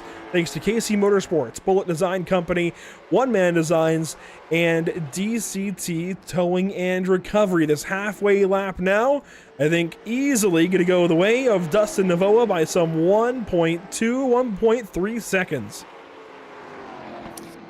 And now we've seen, you know, and this is where consistency and everything else comes into play. Being able to bang out these laps and stretch a gap is going to be your best friend here at Richmond. We've gone past the halfway marker, so now it's really coming into play whether people want to split it into thirds or else we see different pit strategy. One down pit road right now, that's Jones in the number 2 car, and he will be taking at least right sides. And we'll see if he takes 4. He is going to take 4, left side of that car being raised. And so he'll take 4. He'll be taking his tires at the halfway marker exactly. And, you know, it is interesting to me that while the racing has been good so far, been clean, we really haven't had that many caution. One has to wonder if you've been good on your tires so far, I'd say you could just ride it out until the next caution and see if you can maybe make something happen there in the end. I think that would be my best strategy going out right now. I definitely want to. I would not want to pit under green. That said, some of these drivers doing so, if they can stay 1 lap down as opposed to 2, maybe there's a chance they get back out there at some point. Negus, though, sends it big time on the 14 of Evans, and that'll be 3rd spot given to car 55, so long as he can keep it here in turn 1. Negus pitted just 30 laps ago, put on at least a couple of tires. Well, I say that. He's got 2 pit stops, so I think he has taken tires. That lap, I think, is maybe a little bit off. Might have pitted a few laps prior to that, and I think he likely pitted when he came in for his fast repair, right? That would make sense. So I don't know exactly what lap that was on now. Call it 40 or so ago, 50 or so. But he's got much newer tires than the rest of the top 8 who have been on the racetrack the entirety of this race and have not yet visited the pit lane. And like you were kind of alluding to, I don't think they're going to be doing so until we get a caution flag, now that it seems like it's a bit more opportune. Yeah, and while pitting under green, it's, you can do it. You really don't want to unless you really have to. Unless these guys are running on fumes, I don't know if it's the smartest thing to pit under green, as we've got, I believe that's the 14 of Evans there, kind of sliding around the racetrack as he tried to enter turn 3. And, these guys are sliding around more and more, and the guys who have stayed out are really kind of starting to now struggle. Even though they've been, being careful, and talk about struggling, I believe that's the number 69 who missed his pit stall. And that's Fyodor. We're going to keep it at that. And the number 69 car he's in his pit stall, and he missed it originally, and he's going to take 4 tires. But these guys on this strategy, pitting under green, it's interesting to me how you wouldn't try and stretch it out to the next caution. But if they're running out of fuel, I think it's best to pit early and then try and make it up later in the run. Johnny Evans sinking through this field. He is one of the few drivers that has led laps. He is knocking the wall down out of turn number 4. This might be a rare situation where I'd recommend pitting. He is dropping like a rock. I think he's hit the limit of those tires. I think more and more laps, he's just bending more and more of the car as he gets the wall and wearing these tires down. Well, this is crazy. The dropping off a cliff we've seen for the car that at one point was in the lead pretty recently too. This is crazy. Yeah, I mean, like I said though, one side you're along for the ride, and as you get loose, you get frustrated as a driver, and it can all compile and it can all add up to where you make more and more mistakes, you get more frustrated, and wow, he can't turn at all. Holy no turn as he goes all the way up the track, and he still manages to scrape the wall. And it's not going good for him right now. He's got nothing. Here's the wide angle blimp shot. Watch him just go up the racetrack, up more and more. That was a decent corner, all things considered. He got the wall still. Watch it here in 3 and 4 though. How high up the racetrack does he go, or is he coming into the pit lane? No, he was going that slow, just a turn. I mean, this is, oh my gosh. Man. And he's gonna get loose and he's gonna save it. Somehow managing to get loose. But there's the steering input there. Oh my God. I would not want to be in his boat right now, both physically and metaphorically. Last lap didn't count because he hit the wall so hard. Here's what he's got for lap 113. Oh man. Wow. Look at that steering angle. There he you is see turning the thing almost to 6 o'clock. Green flag stop now from Christopher Hooper. A green flag stop from Ryan Philbrick. That lap, again, did not count for Johnny Evans. I'm not sure why. Is it possible he's got a meatball flag? Oh, man, if he's wrangling this thing on a meatball. And does he try it? No, he doesn't. This is the only lap he's managed to be on the bottom and actually paint the line on the racetrack. And I'm a little bit shocked. 24.9. So a couple seconds off pace, both on compared to the timesheets, and you could visually see him a little bit, quite a bit slower than the rest of the field. If he doesn't have a meatball, then I guess try and run it out till the next caution. But unfortunately, my bets are that he might be the next caution. He's already 15 seconds behind his teammates, who now have switched the lead around to Ken Zeems out front of this race. And just the way the cautions have fallen, we saw a lot of drivers suddenly have to pit under green. One of them was Christopher Hooper. He came in, took 4, got back out there, looks like. Same for Ryan Philbrick, who came in for 21.72 seconds. Same deal for the 69 as we saw, Fyodor Dovzhenko. Now, these drivers all having to go 2 laps down. Imagine, if you will, a world where, well, hello, first, finally, Johnny Evans will pit. But imagine, if you will, a world where we get a caution flag here shortly, and the drivers that have not yet pitted, Zeems, Navoa, Negus even, I mean, it looks like he could be a beneficiary of this. But Vaden, those 4, if they're able to stay out and we get a yellow flag at some point, they've got the field covered. I mean, at least in the short term. at least in the short term, they've got the field covered. But, my question would be is if these guys are coming in, regardless if it's tires or not, they've still got a lot of road left to run. And, if there it is, off the cliff for Navoa. Oh, and already we can see these guys struggling. So, like I said, if they do have 2 sets, this is great. They have chance to, to keep going and to really use that second set. But my question is, and he'll come down pit road, and here comes Dustin Navoa. He'll come down pit road in that 96 machine, and now it's up to Negus and Zeems up there as well. They need to come down pit road. They need to. I would say I would hope, but Negus already pit. Remember when he had to fix that damage, and he's only 2 seconds behind Zeems. He's already pit, and he's taken tires. If he's taken the fuel, he might be able to stretch it if we go green. I just now realized that. He's got the best chance of anybody, but I still don't know. I mean, we're seeing at 120, 110 to 120, these tires are dropping off a ledge very, very quickly, and that's with all the caution laps we've seen to this point. Some 28 caution laps. Call it 100 laps, the best you're going to get green flag, considering those are heat cycles too. I don't know. I don't know. I mean, he's going to have to pit at some point, but he can run longer, certainly. I wouldn't be surprised if he tries to wrangle it out if he doesn't get a caution, but for sure, at least for him, he has the best chance out of anybody to run it out till we get a caution. He continues on. He's second, 2 laps back of Ken Zeems. Another 2 seconds back is Trevor Vaden, somebody who has been relatively, I'm going to be honest, a little bit off the pace for Team 53 today. I'm not sure why. Maybe he's been playing this strategy, the long game, trying to save these tires, considering he has not yet pitted, much like Ken Zeems. Trying to keep the wheel as straight as possible. He also hasn't been in cautions, from what I've noticed. He's been in a couple of battles, but he hasn't been the car spinning at all that I've seen. So that's a good thing here for Trevor Vaden, trying to keep the car clean. He's got Ryan Philbrick right behind, and Philbrick is on brand new tires. How Philbrick is not passing him, I don't know. Could it be that new tires aren't all that? We know that they have considerably more grip, and there is the pass. So, take away the words I just said, but, I was surprised he didn't pass him faster.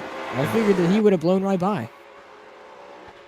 For what it's worth, Vaden is starting 23 8s, 23 9s, and these drivers' best laps are 23 1s, 2s. Within 3/4 of a second, that's not bad after 125 laps on the tires, given about 28 of those are under yellow. I mean, this is just one of the more insane races I've called in a while, now that everything is played out the way it has. And here you see Ken Zeems. He's starting to lose time back to Scott Negus very soon. If we do not have a yellow, I'd say by lap 30, 135 maybe, we're going to see Zeems and Vaden have to pit, I think, turn this lead over to Scott Negus, and we're going to have a leader on the racetrack by 2 laps.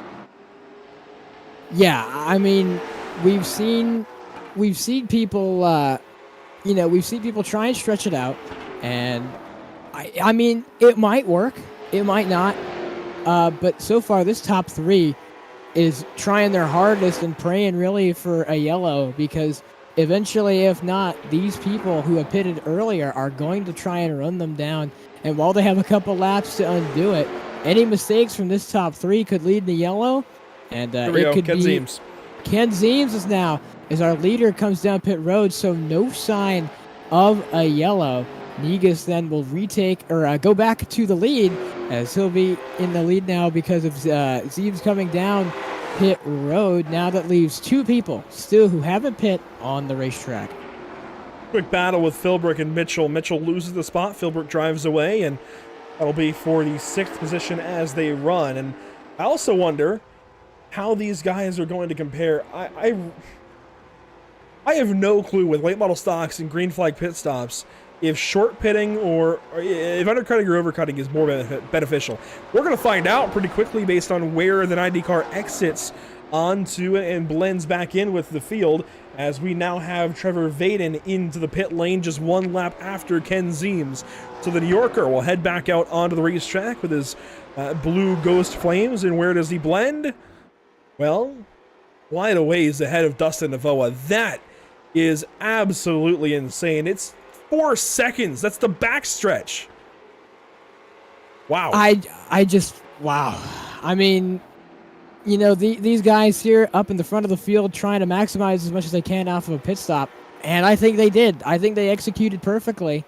But they're still going to have to deal with Negas. And I think, in my personal opinion, if he can stretch it out, he's down to that's his last strategy option. He has to stretch it out as long as possible. And the reason I say that is because now the entire field has come down pit road. All of these guys are battling their own battles. And while they still have that one battle trying to get the win, they're all on the same lap, be it 2 laps down. From 5th all the way down to 10th, they are all 2 laps down, which means they are all on the same lap. So they're all fighting their independent battles. And then from 2nd down to 4th, they're all 1 lap down. So while everyone wants to get the lead, these guys are going to be battling each other more than anything. Here's the problem that's mounting now for Scott Negus. The time tracker at the bottom right of the screen, this is tracking 1 lap plus the time that is on that timer. So 12.8 seconds, 12.7, you're seeing Zeems catch up with Scott Negus. I think there's something to it to a point. If you're faster on old tires, maybe run it out like you've seen Zeems and Navoa and them do. I'm a little concerned as to how this is going to work out for Scott Negus. Clearly, he is not turning the same kind of lap times. He is turning 23.9s. Zeems last lap 23.3. This is not what he wants or needs. I mean, I think certainly he has to stay out. He's not going to cycle out the way these other guys did, is my point. He's not going to cycle out miraculously 4 seconds ahead of Kenny Zeems or Dustin Navoa. He's going to lose the lead whenever he pits. I mean, you can see Zeems is still closing in lap after lap, putting more and more time to try and get back onto the lead lap. Negus has got to hope he gets yellow within the next, I'd say, based on the times that Zeems is catching him by, let's say, 15 laps. By lap 150, if there's not a caution, Scott Negus might not have as much of a hope. That's to win the race, though, admittedly. Yeah, and, you know, you're right. But here comes the question. Scott Negus is going slower, no doubt about it. But going slower also means that he has a chance to put less wear on his tires. Scott Negus, even though he's on freshies, he is pushing to try and advance his position to take the lead if Scott Negus comes down pit road. If he does not come down pit road and if he makes it to the end, we could see a mistake out of Zeems. And if Negus has enough to make it to the end, I don't see why he would pit unless his tires are absolutely terrible. I think he might as well just go for it. He's in prime position to do it, and I wouldn't see why not. It'll be close. We've got just over 60 laps to go now, 62. That would be 127 laps for Scott Negus. And while Kenny Zeems did that on his first set, that was with a whole lot of cautions, 28 laps of cautions. This would be about 10 laps of cautions for Negus, maybe 12, something to that effect. So a very different story if he's able to pull off 130 laps on one set of tires if this race goes green. Now, if you look back at trends for the race, that is, I mean, do we think it goes green? I mean, now that, you know, we kind of got a little bit of the troublemakers out of the way, and, you know, we've got some green flag running. Everyone's kind of spread out. You know, you got to wonder. I honestly think it does. I think it goes green. You know, we've got a lot of people fighting mental battles instead of on-track battles. You've still got over 60 laps left to run in this race, just under. And, you know, while it may be time to think about, you know, when's the time I think I should push, I honestly think it's more of a mental battle than anything. Scott Negus only has the looming threat of Zeems when he repasses him again. And even then, if Negus stays out, he has another lap until Zeems is really battling him for position. Now, this is all banking on whether Scott decides to pit or not. But if he doesn't, Zeems is going to have to do a lot of work to try and pass him again. You see that tracker for Zeems. It's not quite tracking the time like it was the other direction. It shows that one lap, and there it is. Scott Negus has crashed. No! From the race lead. Caution is out.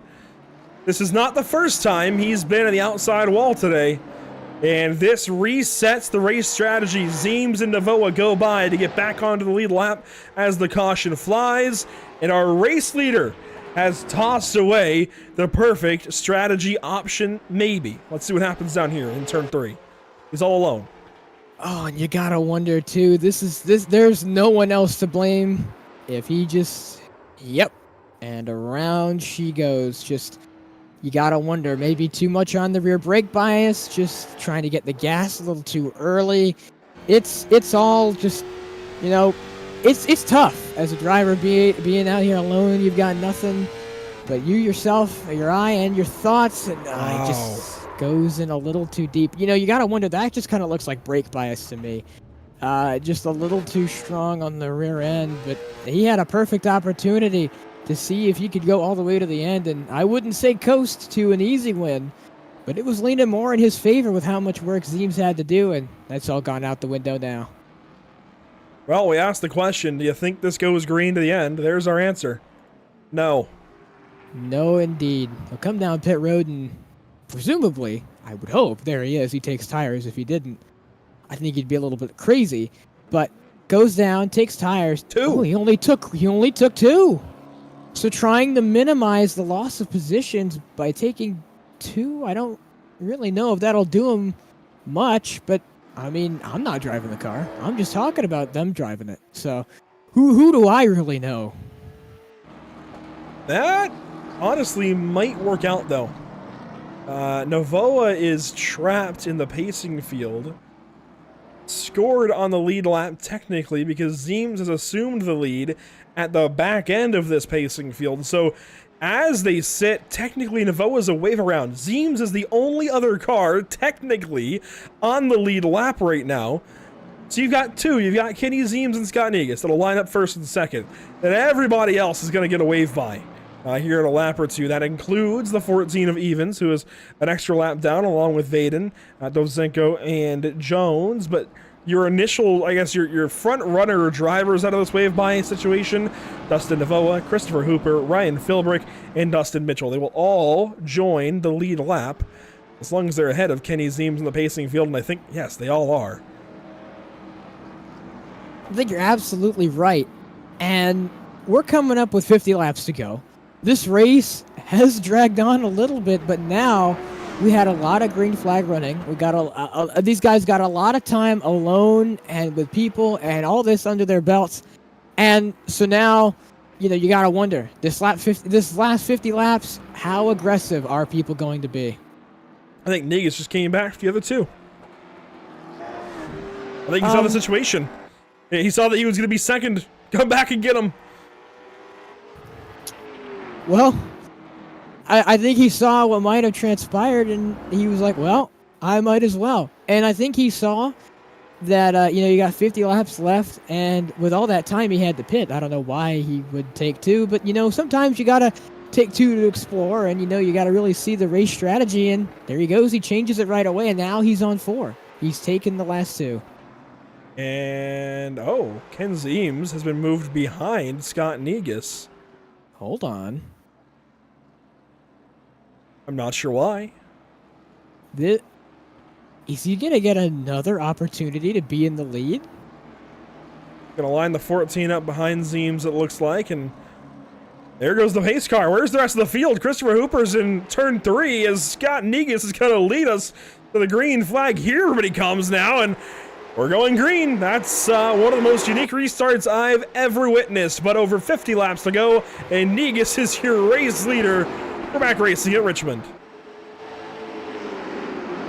I gotta tell you, Caution. oh, and the caution's out again. So, that's to reset this whole situation. that was, I guess the admins were a little confused of what was happening. We were too, but man, that's got to be one of the strangest restarts I've ever seen at Richmond. I think that was just the situation getting away from Cameron Carden, who is playing race control this evening. It's difficult to wrangle cats, herd cats, is the saying, but I don't know. That was a very, very unique situation. Not one that you're presented with very often. He was trying to get some drivers waved back around. I think trying to maximize the amount of drivers on the lead lap. And so too, here comes Johnny Evans. So this is going to bring everybody back around. There goes Andrew Jones now to get his lap back. It's still going to put the race currently in the hands of Scott Negus. While we wait on everybody to catch back up, get back around, we're going to go Pit Stop TV side by side and just give everybody a second to breathe and figure out what is going on at the virtual Richmond Raceway. There's a whole lot. There goes Jones finally. He's going to get that lap back. We still have over 50 laps to go. Don't you go anywhere. I'm just shocked that Negus gets another chance to lead. He after he was the one that brought out the yellow, it works out for him in the end.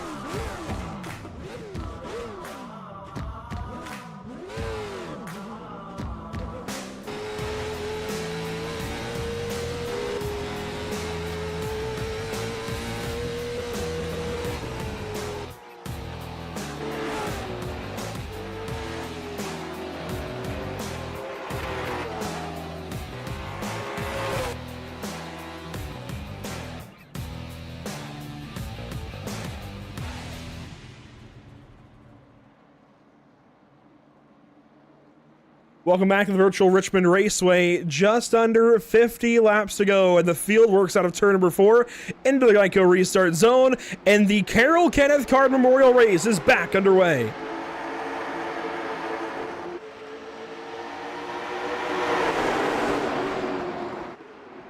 Through turns 3 and 4, one work on the top side. Kenny Zeem's going to take the race lead. That was Vaden all the way up. 3 wide now in the back. There goes Dovzhenko hard into the inside wall. Big hit. He caught air. He hit the wall so hard, he caught air. And we're green. We're still green. I guess. There's the yellow. Oh, and there's the yellow. I was going to say, had a couple back-to-back cautions. They might want to keep it green, and there is the yellow. And if my eyes deceive me, I believe he caught air. He hit the wall so hard. Getting an instant replay and a look back at it. Here's the restart.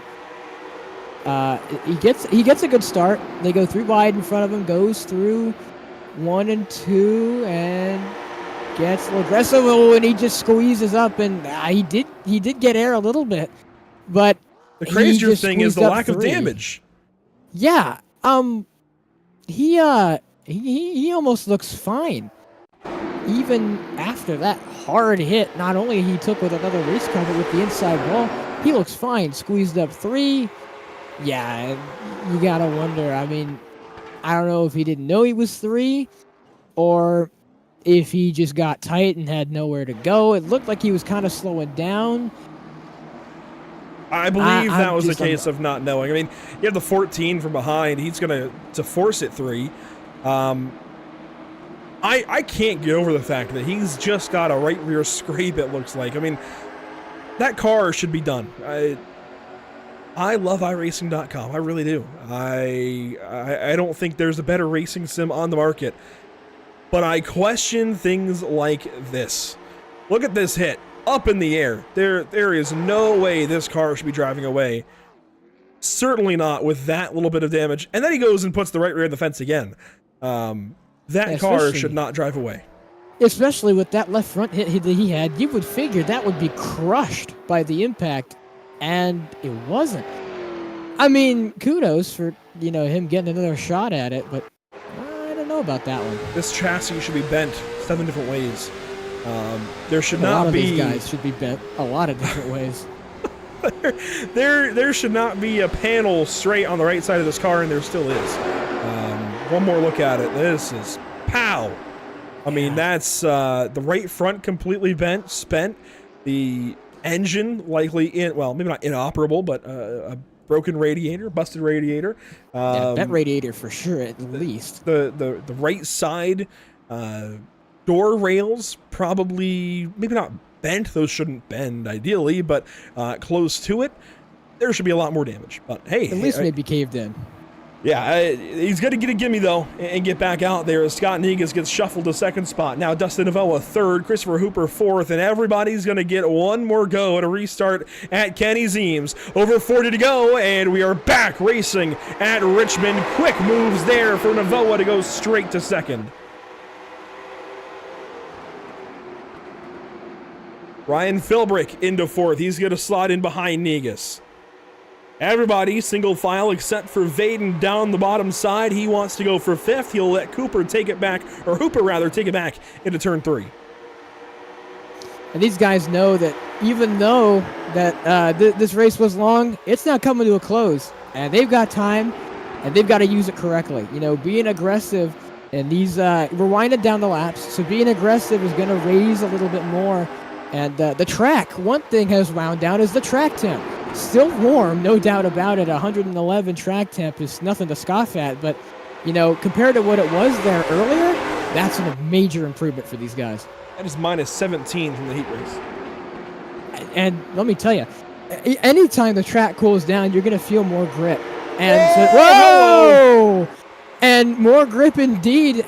The 06, that could have been bad, but they keep it all under control. And right now, Scott Negus, even though he took those 4 tires, he's not looking too good. He's been falling back a few more spots. I don't know what's going on, but had a chance at the lead again, and he's racing side by side with the 10 right now. Yeah, I think Negus slots in about a 6th or 7th place car right now.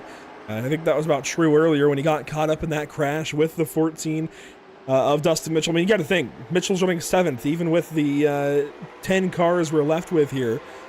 If he's running 7th and Negus and Mitchell were racing at the time of that crash, I think that puts Negus back there at about the 7th spot. That's about where that car has been running pace-wise. No reason he can't exceed that, but it's looking like he's going to fall back there, at least close to it, as he's still in this battle for 4th place with Trevor Vaden. I got to say, Vaden has come alive all of a sudden. That best lap for him, the only lap that we have seen dropping into the 22s. And you're absolutely right. And he's continuing to battle side by side. He has been relentless. Sorry, that's the 18. I said 10 earlier. But he's been relentless. And I gotta tell you what. He's not giving it up. And he's on that top side lane. He'll get a better exit. But I gotta wonder. Maybe if he slots in line, he might have another chance. And here slides up the 18. Wow. And here comes the 14 now. And there goes Evans as well, getting into the battle. Evans back into it. Here comes Mitchell in this now 4-car line. Evans goes to the inside of Vaden. I like that name, Vaden. It sounds like Darth Vader. Now, admittedly, I binge-watched every Star Wars movie last month that have been on Lego Star Wars for some reason more recently, so maybe that's why I make that association. But I thought of it too. It just sounds like a badass name. I like that. Trevor Vaden. He has a short track name, I'll tell you that. Yeah. You got some cool names in short track, and that's one of them. I mean, that just sounds like a short track name. And for better or for worse, he's run good pretty much in the race, at least in the mid pack to upper pack when he gets to it, and looking to continue to do that, as he might be a bit slower now, but he's been running good all race. So the fact of the matter is, his name might speak true. Missed opportunity maybe to have a team name of the Empire. I mean, that just seems like that would work. But car 18, he's been pretty solid today. Getting loose, and oh, wow. That was a hard impact. Thankfully, there's a safer barrier there. It's going to help him a little bit, but Dustin Mitchell just got every bit of the wall at a turn 2 and caved in the right front of that machine. Further up, it's worth circling back to our race leader, Kenny Zeems, up ahead of his, I guess, teammate, driver, if you will, Dustin Navoa, who clearly has got pace. He's got Race Sarah stickers on that machine, the contingencies and whatnot. The Sim Auto Racing Association, one of, if not the most prestigious short track league on iRacing.com. And while Navoa gets passed up here by Ryan Philbrick, clearly he belongs in front of this field. I think that spot will come back his direction. We still have 30 to go. You still have to save these tires. Yeah, and you got to be careful here because while you want to be aggressive, you got to do it carefully and with the right mind. And I'll tell you what, I thought Scott Negus was out for the count, going a little bit slower. He has absolutely driven his way back up and is now hounding that bottom end of that top 3. And I think he's looking for more. I think he knows that he might have the pace to win if given the chance, and he's hungry for more. I can see it. Cue the Michael Jordan meme. He took that personally. When I said he was a 7th place car, I think that might have lit a fire up underneath him. He has gotten going, got up on the wheel and driven back up, not only into the 4th place, but right behind Dustin Navoa and Ryan Philbrick. And this is really allowing the 90 to drive away. Ken Zeems be able to put some space between himself and Philbrick now, nearly a half second. It grows every time they hit the straightaway, shrinks back down to the corners ever so slightly. But this is, I think, helping Zeems at the very least. He's probably throttling back a little bit, saving those tires. I think he was easily the best tire saver in the first 110 laps. I think you're absolutely right about that. And you can be really good at tire saving. You can be good on the long run, but this is where you got to tap into that more aggressive side. And we've got less than 30 laps to go, and you've got to really tap in and say, "Hey, the time's running down, the time's wearing out. I've not got too much time left, and I've got to start turning on the afterburners, and I've got to get going. These guys are right here hounding me, and while I still got to be careful, make sure I don't get too aggressive, I got to go, and I got to do what it takes to win right now, and it starts now."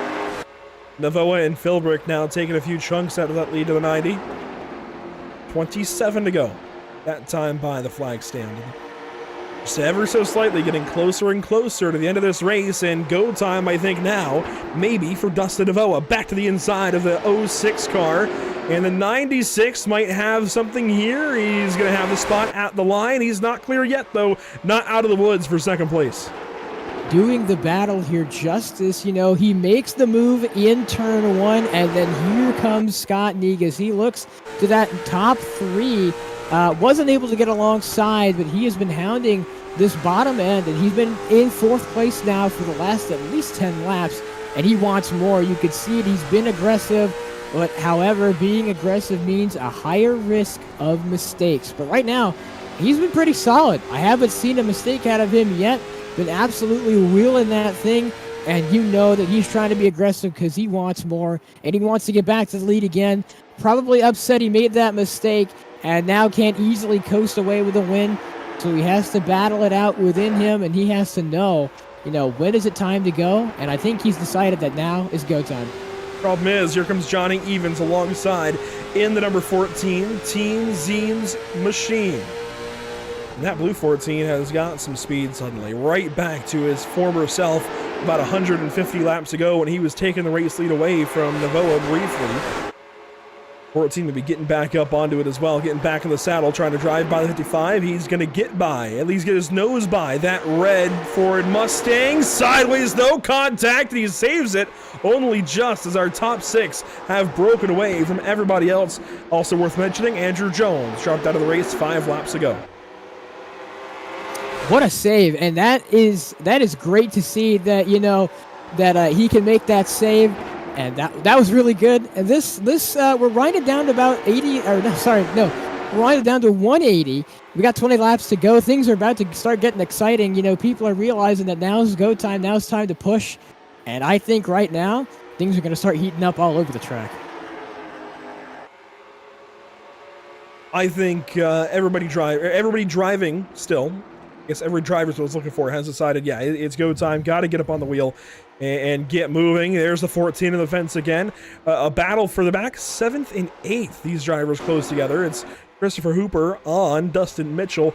The only other car in the field left running is Fyodor Dovzhenko. He is on the lead lap, but on some older tires, and just kind of putt-putting right now, waiting for an opportunity. Of course, he was in that most recent crash when he got tipped around in the 3 wide situation with the 14, so waiting on a yellow, I'm sure. Maybe he can get some more damage repaired and get back on the racetrack properly, but 19 to go this time by, and teammates out front dictate this race.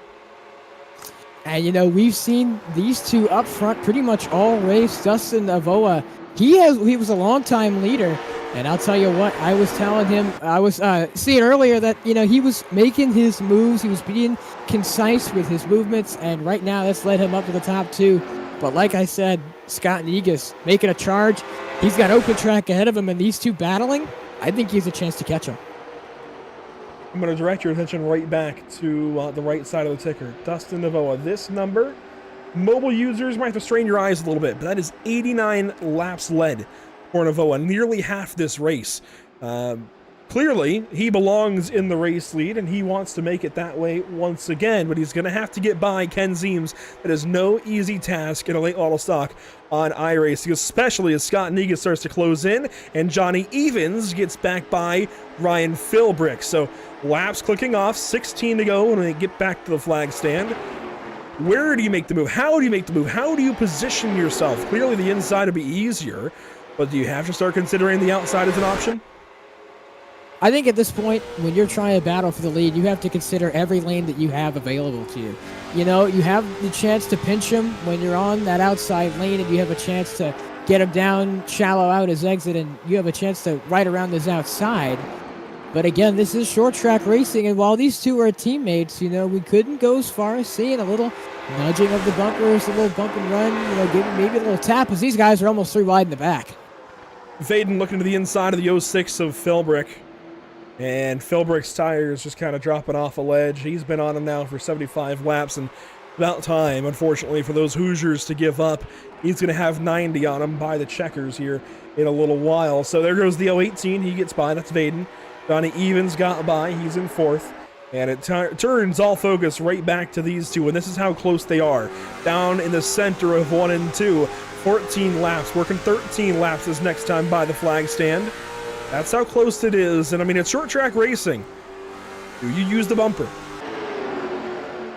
And that is a question to ask. You don't want to make your boss upset, but it can come down to good racing. And if he does it right, there are such things as, a clean bump and run and maybe a dirty one. And while that is your boss in front of you, and, I wouldn't want to make my boss upset by any means, it is for the win and it is for money.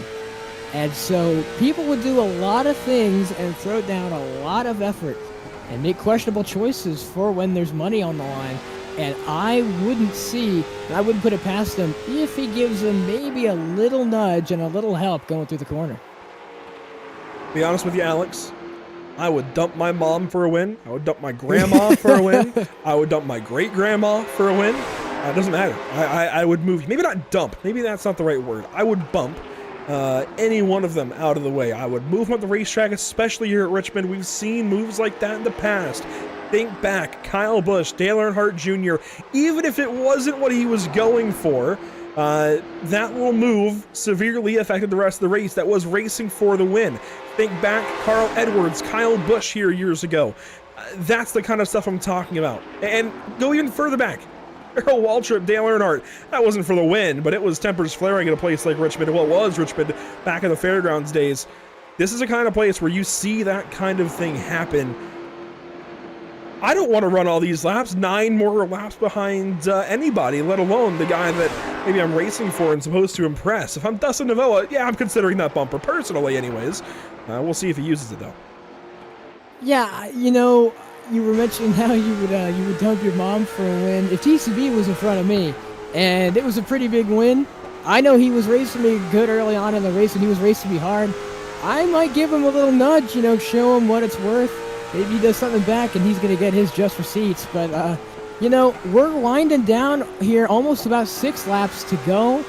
And these two are still closer than ever. And I know the 96 wants that win. He wants it. Dustin Navoa has been in, and he's led the most laps out of anyone here right now. Even if Zeems goes on to lead the rest of this run, Navoa still will have led the most laps out of anybody here in the field. And I wouldn't be surprised if we start seeing action here with about 3 laps to go between these two. Yeah, again, maybe dump is the wrong word, but I would certainly use contact, even if it's just a roll off the brake off into turn number 3. Just let your foot come off it a little bit, kind of float off into that bumper, and get back to power ASAP. That's the kind of thing I'm talking about. Will Navoa do it? I don't know. I will say, one thing that the top echelon of late model drivers prides themselves in is racing clean. I mean, anybody does, but I would say the top echelon of late model racing, especially on the sim, is able to do that. 5 laps to go this time by. Vaden and Evans, they fight for 4th. We'll quickly flip back to that fight as they work out of turn number 4. And Vaden has got the spot. And you know, you're saying how a lot of these guys, especially short trackers, pride themselves in being clean racers. And I think it's no different between these two. These guys have been the absolute class of the field, leading almost a combined total of over half the laps in this race. And, you know, these two have been battling it out for such a long time, been clean. They've been closer than anybody else on this racetrack. And it shows. They know how to race each other, and they know how to race each other clean. It's been like this all race. We've seen these two familiar faces battling it out, and it's been a great battle to watch morph and then change.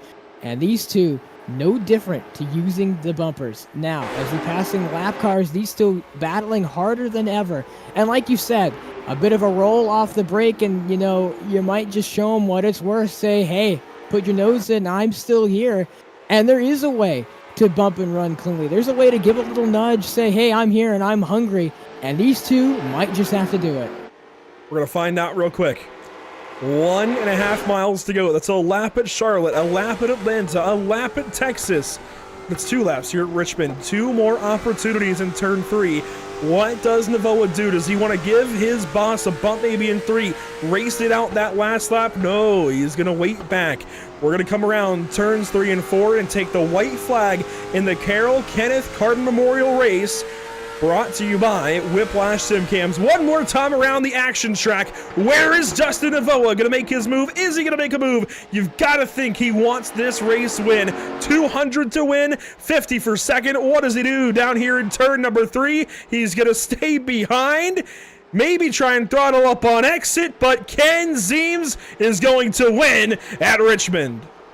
What a finish. These two were in a 1/10 of a second, 0.085 at the line, and what a battle it was all the way to the end. Dustin Nova, he almost got it, but you can't beat the boss everywhere. Yeah, I know we were kind of dreaming about a short track finish, a classic bump and run, but was it really going to happen? I don't think it ever was. These two, of course, have respect. They have the same logo on the car. And who knows, maybe Navoa gets a cut of that $200 check at the end of the day, as Ken Zeems will burn it down in front of the Richmond crowd. It's well earned. 65 laps led. That is no easy task in any race. That is impressive no matter the circumstance. And you're absolutely right. I mean, these two have put on a show for us all race. And this is a fantastic race. It was great to be here. And like I said before, Richmond, while maybe kind of not so interesting at some points, it always comes out to be an instant classic. That was a phenomenal race all the way down to the line, and it was in a 10th. And you wouldn't think that race leading up from all we'd seen before would lead up to a 10th of a second below finish, but that was a great race all the way up to a fantastic finish. That it was. We'll take a look at your unofficial race results here in just a moment, as we're waiting on drivers to report for interviews, and it seems like a couple of them are already. Well, I see Cameron Carden waiting, and we should be expecting Ken Zeems and others here in just a moment. Let's go back and take a look at those unofficial race results. After 200 laps of racing, it comes down to a clean green finish. Ken Zeems with the win over Dustin Navoa.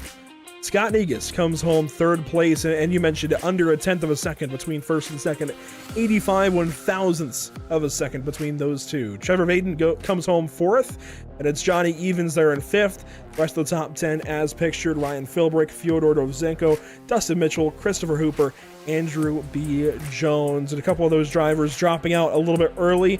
Hooper was there for most of it. I think he dropped, just about 8 laps before the end of the race, and of course, Jones there a little further earlier. Let's bring that back up. There we go. Benson Weaver, Ryan Palmer, all of these guys leaving a little bit early. Cameron Carden, of course, playing race control. Unfortunate for most of the field, but very, very fortunate for that top 3. And I'm sure we'll be talking to each of them here shortly. But while we wait on them, Alex, first impressions now that the checkers have flown. First impressions we got from the heat, and I think it lasted all the way through the main. That was an absolutely fantastic race to watch. We saw incidents, we saw wrecking, but most of all, we saw really tight racing. As far as for many cautions we had, I'm going to say about half of those are just down to driver mistake. I know every crash is deemed to a driver mistake, but it wasn't necessarily a crash from being too aggressive. It was just, mistakes happen. Someone gets loose, they spin off the corner, caution flies. It wasn't a caution fest. And the track temp, as we talked about earlier, was about in the 127s. And so now it's 108, still warm by any degree. But it has absolutely cooled down. And I think that also helped these guys have a little more rear end security and stability. And that led to a fantastic finish in the end. This race was absolutely great. I loved being here, and this race was fantastic. Really solid event put on by Cameron Carden. In remembrance, we must say once again, of his late grandfather, Carrol Kenneth Carden. Thank you, Cameron, for putting this event on. We've got a couple of drivers to talk to. First, before we get there, I want to highlight the fact that we did have 9 cautions for 40 laps, 11 lead changes. It was an eventful day, and we had that whole pit strategy fight in the middle of all of it. That is what you want out of a race. Got a few yellows, a little bit of drama here and there, a couple of crashes to ooh and all that, then every bit of strategy drama you could ask for. Let's bring in race winner Ken Zeems. After 200 laps of action, it's decided by less than a tenth. Ken, you guys were clean to the end. What was it like behind the wheel? It's a lot of fun. Long race, but stayed out of trouble and got it done. Early on in that opening run, maybe 20, 30 laps in, it was clear you were saving your tires. If you look at any late model stock race or super late model race, whether it's in the Cars Tour, whether it's the Snowball, when it's that long of a race and you have a short supply of tires, you got to sit back and lay back. That's exactly what you did early. There clearly was a method to your madness. What was the plan like behind the wheel under the helmet? Well, that's kind of how I race all these races. You got to save tires, especially when only one set and it's 200 laps. So, it worked out. I know that Scott took his tires late, but even when I put before him, I was still saving there for a little bit, and it worked out. And that 65 laps led to boot, and most of that coming on that last run. Were you concerned at all? I'm sure you and Dustin were talking in Discord or something, but were you concerned at all that maybe he'd pull a fast one on you? You never know. Dustin's really good, so I saw him. He was peaking a few times, but he's a good dude. So, we would have raced it out. But he's fun to race with. I don't have anything to worry about when he's behind me. I know he's a clean driver and he's an all-around good guy. I like racing with him. And clearly, you guys had the field covered. It was Zeems all around at one point. The top 3 almost had it locked up. Ken, congratulations. A good day to hang your hat on. Well, I appreciate it, and I just thank the guys for putting this on. It was for a good cause, and so it was a lot of fun. I appreciate it.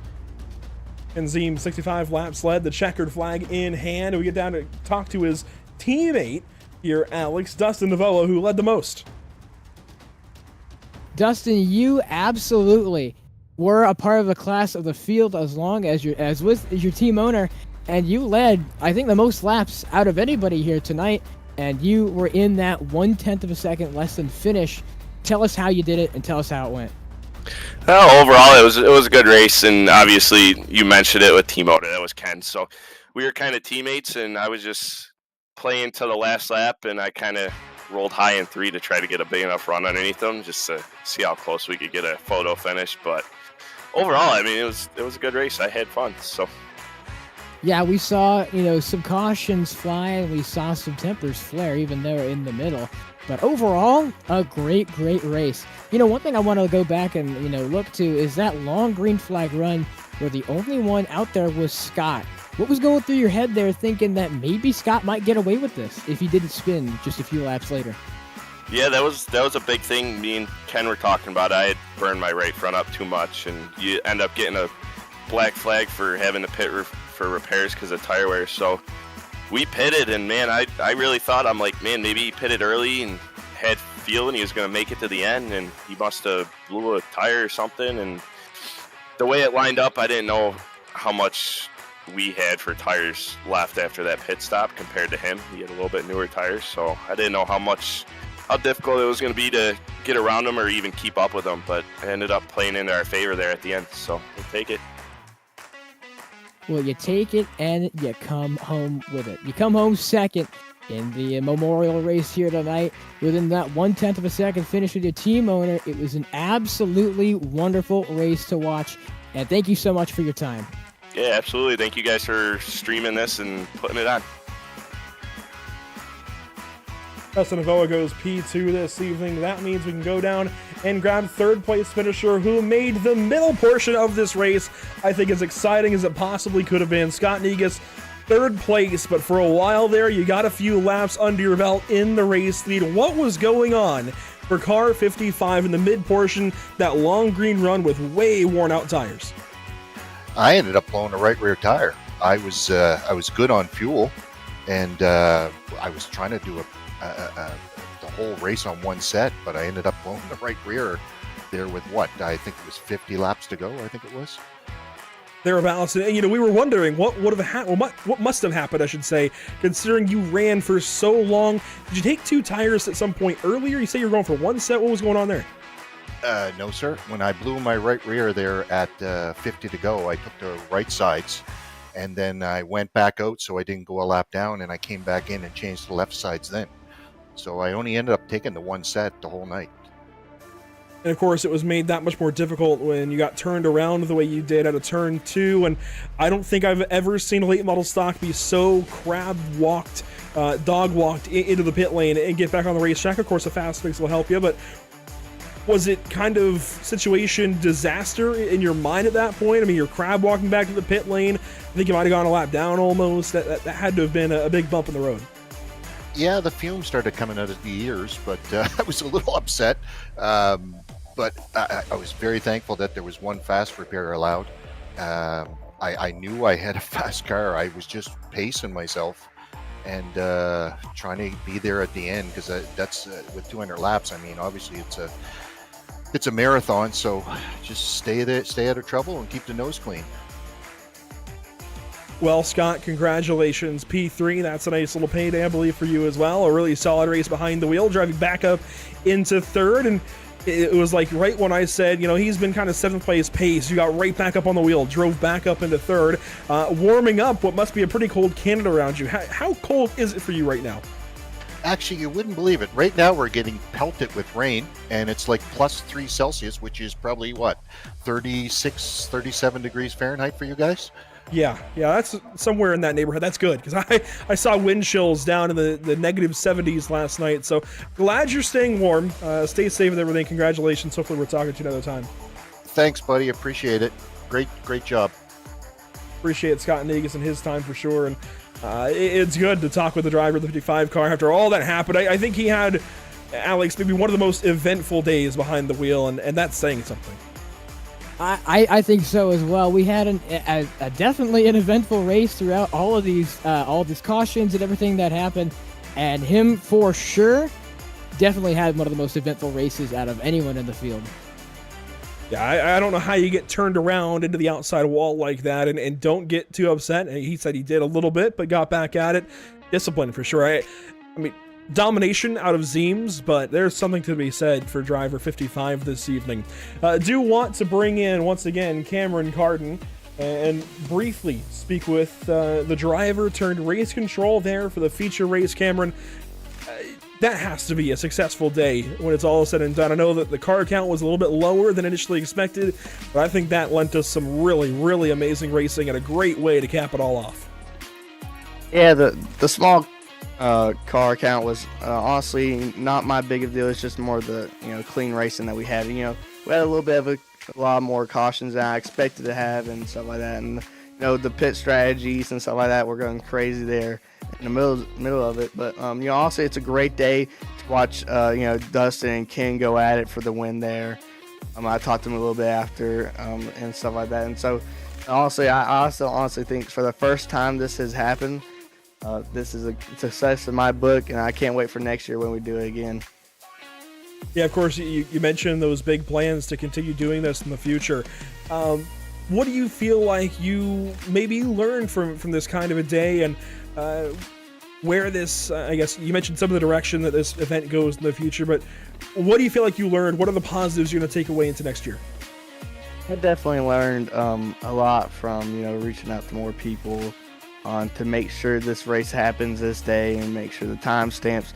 And definitely for the time, a lot more people said they couldn't make it because of the time, and that's on me for making it such an early kind of race to really make people get on from work or get off from work and automatically hop on, or to get people to stop doing whatever they're doing. So I definitely learned a lot, and definitely from race control.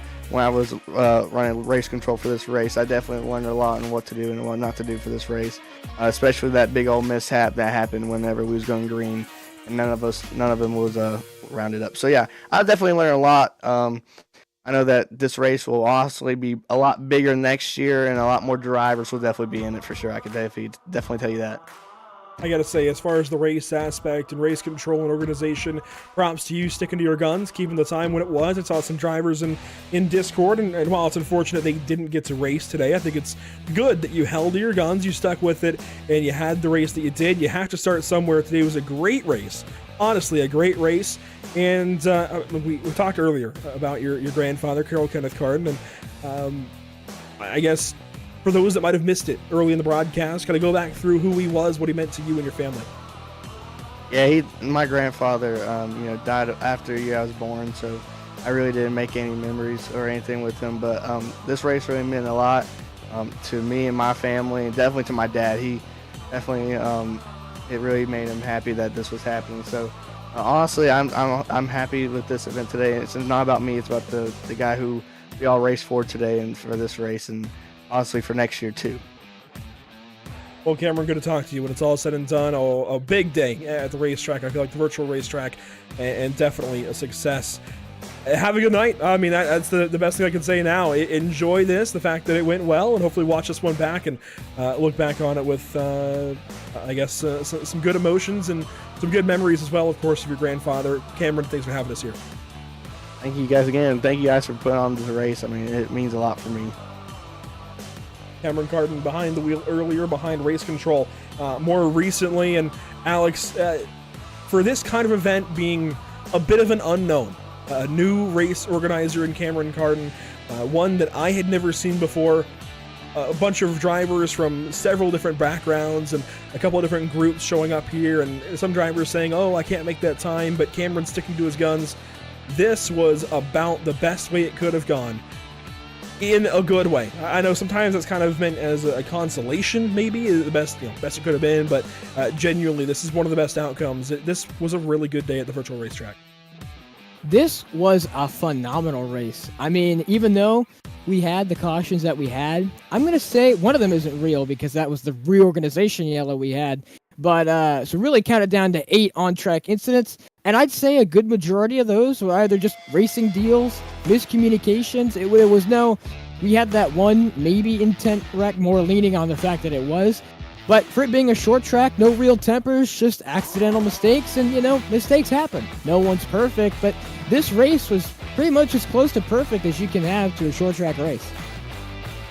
Really solid stuff behind the wheel and on the racetrack for everybody involved, aside from maybe that one mid-race blemish, if you will, as you mentioned. Just a good day at the racetrack. And now we can look forward as to what we have coming up at Pit Stop TV. And really, it's a somewhat light week ahead, but we have some higher hopes maybe for Wednesday, getting a little more racing on the channel. But we take a look at what's coming up next. We go road racing at Texas Motor Speedway with the street stocks from the Lucky Motorsports Solutions Street Stock Series. And that is one of the more unique tracks I think we'll ever broadcast on. It's the infield road course there at Texas Motor Speedway, the short version.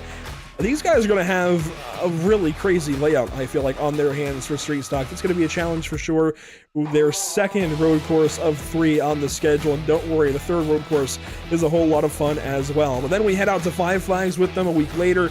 Again, in there somewhere, we're looking to add a race and a new series that will be making its way to Pit Stop TV, hopefully. So keep an eye out on social media down below for that kind of stuff. But then Thursday, January 25th, we get back at it with GT3 cars for the North American Racing League, brought to you by Infinite Racing Services, heading out to Barber Motorsports Park. And Alex, I know you're brand new to the channel, but this is a pretty good spread of racing, even if it is a little bit light for a couple of weeks. Some really intriguing stuff, especially that North American Racing League coming down to it for their points battle. I mean, we've got all kinds of stuff going around in those GT3 cars, and they're all, of course, those drivers are focusing on the Daytona 24 coming up in iRacing and in real life, and then they have to make that switch back over to Barber less than a week later.